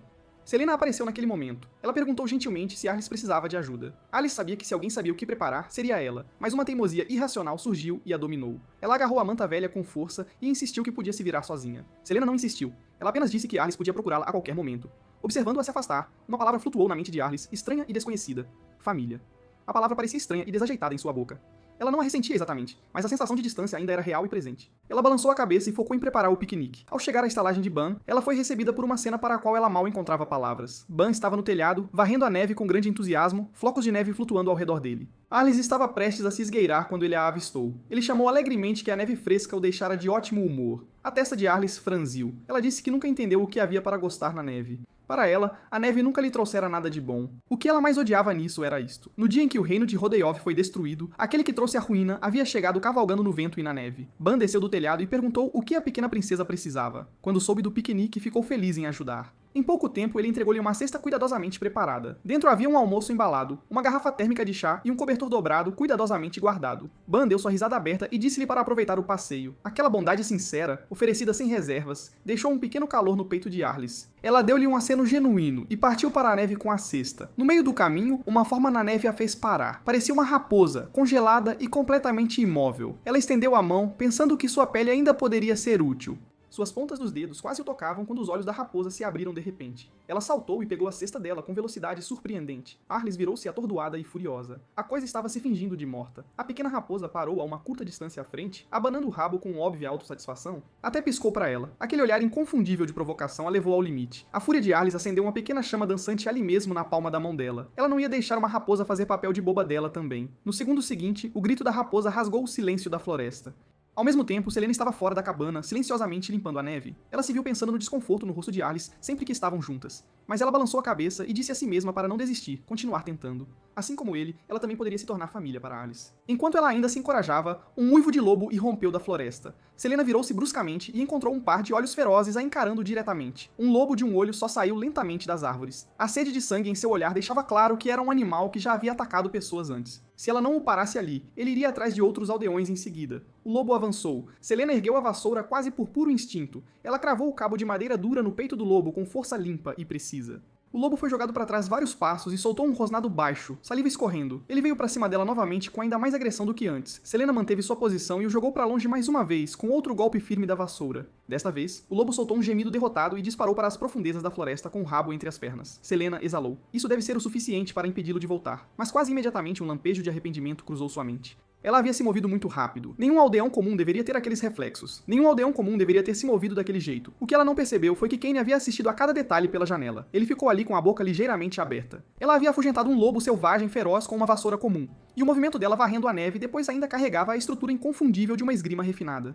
A verdadeira esgrima era a arte de levar a lâmina ao seu limite absoluto. Criar uma nova técnica era algo quase impossivelmente raro. Apenas um santo da espada que havia alcançado o estado de verdadeira naturalidade poderia ser pioneiro em algo novo. Mesmo um espadachim de primeira linha que dedicasse uma vida inteira poderia melhorar um único movimento, e isso já seria excepcional. No entanto, para balançar uma vassoura, ela havia casualmente improvisado uma técnica inteiramente nova. Ele não pôde deixar de imaginar como seria se ela virasse uma espada de verdade contra ele. Selena o notou parado na porta naquele momento. Kane se assustou, seus alarmes internos disparando de uma vez. Uma ex-instrutora da Sombra da Morte, e ela o sentira com tanta facilidade, isso apenas aprofundou sua convicção de que o plano de eliminação precisava avançar sem demora. Ele saiu imediatamente e sugeriu que fossem dar uma caminhada, pedindo a Selena para se preparar. Selena achou um pouco estranho, mas assentiu e concordou. Kane permitiu-se um sorriso silencioso e frio. A caminhada sempre foi parte do plano. O propósito era simples, testar a extensão total das verdadeiras habilidades desse monstro. Se ele ia permanecer vivo, precisava entender seu inimigo completamente. Ele já havia cuidadosamente montado múltiplas armadilhas ao longo da rota pretendida com antecedência. Para ele, isso equivalia a uma aposta genuinamente perigosa. A voz de Arlis interrompeu seus pensamentos. Ela já estava pronta para ir. Ele ficou levemente surpreso. Ela havia preparado tudo o que precisava. Selena disse alegremente que também estava pronta. Kane fez suas verificações finais, enquanto fazia uma fria avaliação interna. Pontuação de defesa, 2 de 10, e ela não havia trazido uma espada exatamente como esperado. Ele ia dar a ela uma experiência em primeira mão de como era uma rota de armadilhas infernais projetada sob medida. Dentro da floresta, Alice começou a sentir o esforço. Ela sempre fora silenciosamente confiante em sua capacidade de caminhar. Agora ela estava ficando para trás. Ela não conseguia entender por que Kane, um espadachim de primeira linha, nem sequer estava ofegante. Tudo bem, ela podia aceitar isso. Mas Selena, que parecia pequena e esguia, estava mantendo o ritmo sem sequer um rubor nas bochechas. Só ela estava ofegante e lutando, e isso a estava deixando silenciosamente louca. Mais à frente, Kane parou na beira de um pequeno riacho gelado. Ele pisou na primeira pedra e gesticulou para que o seguissem. Selena olhou para trás e gentilmente ofereceu-se para ajudar Alice a atravessar, segurando sua mão. Alice virou a cabeça teimosamente e disse que não precisava de ajuda. Ela não era uma criança frágil. Atravessar algumas pedras não era nada. Com isso, ela pisou corajosamente na pedra que havia sido adulterada. No segundo seguinte, seu pé escorregou de debaixo dela. Ela estava prestes a cair no riacho congelado quando Selena soltou um grito agudo de alarme. No último momento possível, a mão de Kane disparou e a segurou firmemente. Ele perguntou-lhe calmamente se ela estava bem, enquanto um único pensamento de pavor o atravessava. O coração de Arlis batia descontroladamente. Então o constrangimento a atingiu de uma vez, e ela empurrou Kane com força para longe dela. Kane tropeçou para trás, e um único pensamento desesperador encheu sua mente. É isso. Este riacho em particular era uma das armadilhas que ele havia construído com o maior cuidado. O plano original era que ele atravessasse primeiro para que Selena o seguisse sem hesitação. Quando ela pisasse na pedra do meio, aquela que havia sido preparada, havia 90% de chance de ela escorregar e ser perfurada por uma agulha revestida de veneno paralisante.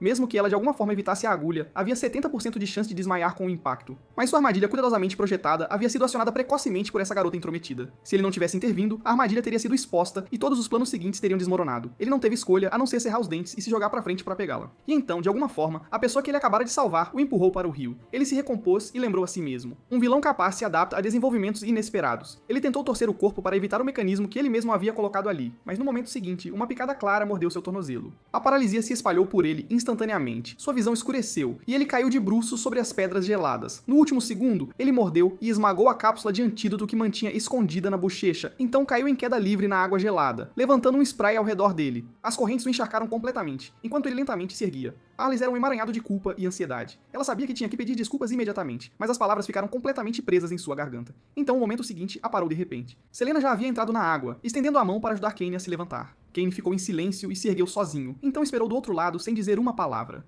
O momento em que Alice tinha que pedir desculpas já havia passado. Selena notou o olhar de desânimo silencioso que se espalhou pelo rosto de Arlis. Os três chegaram a uma clareira e Kane estendeu um cobertor de piquenique sem dizer uma palavra.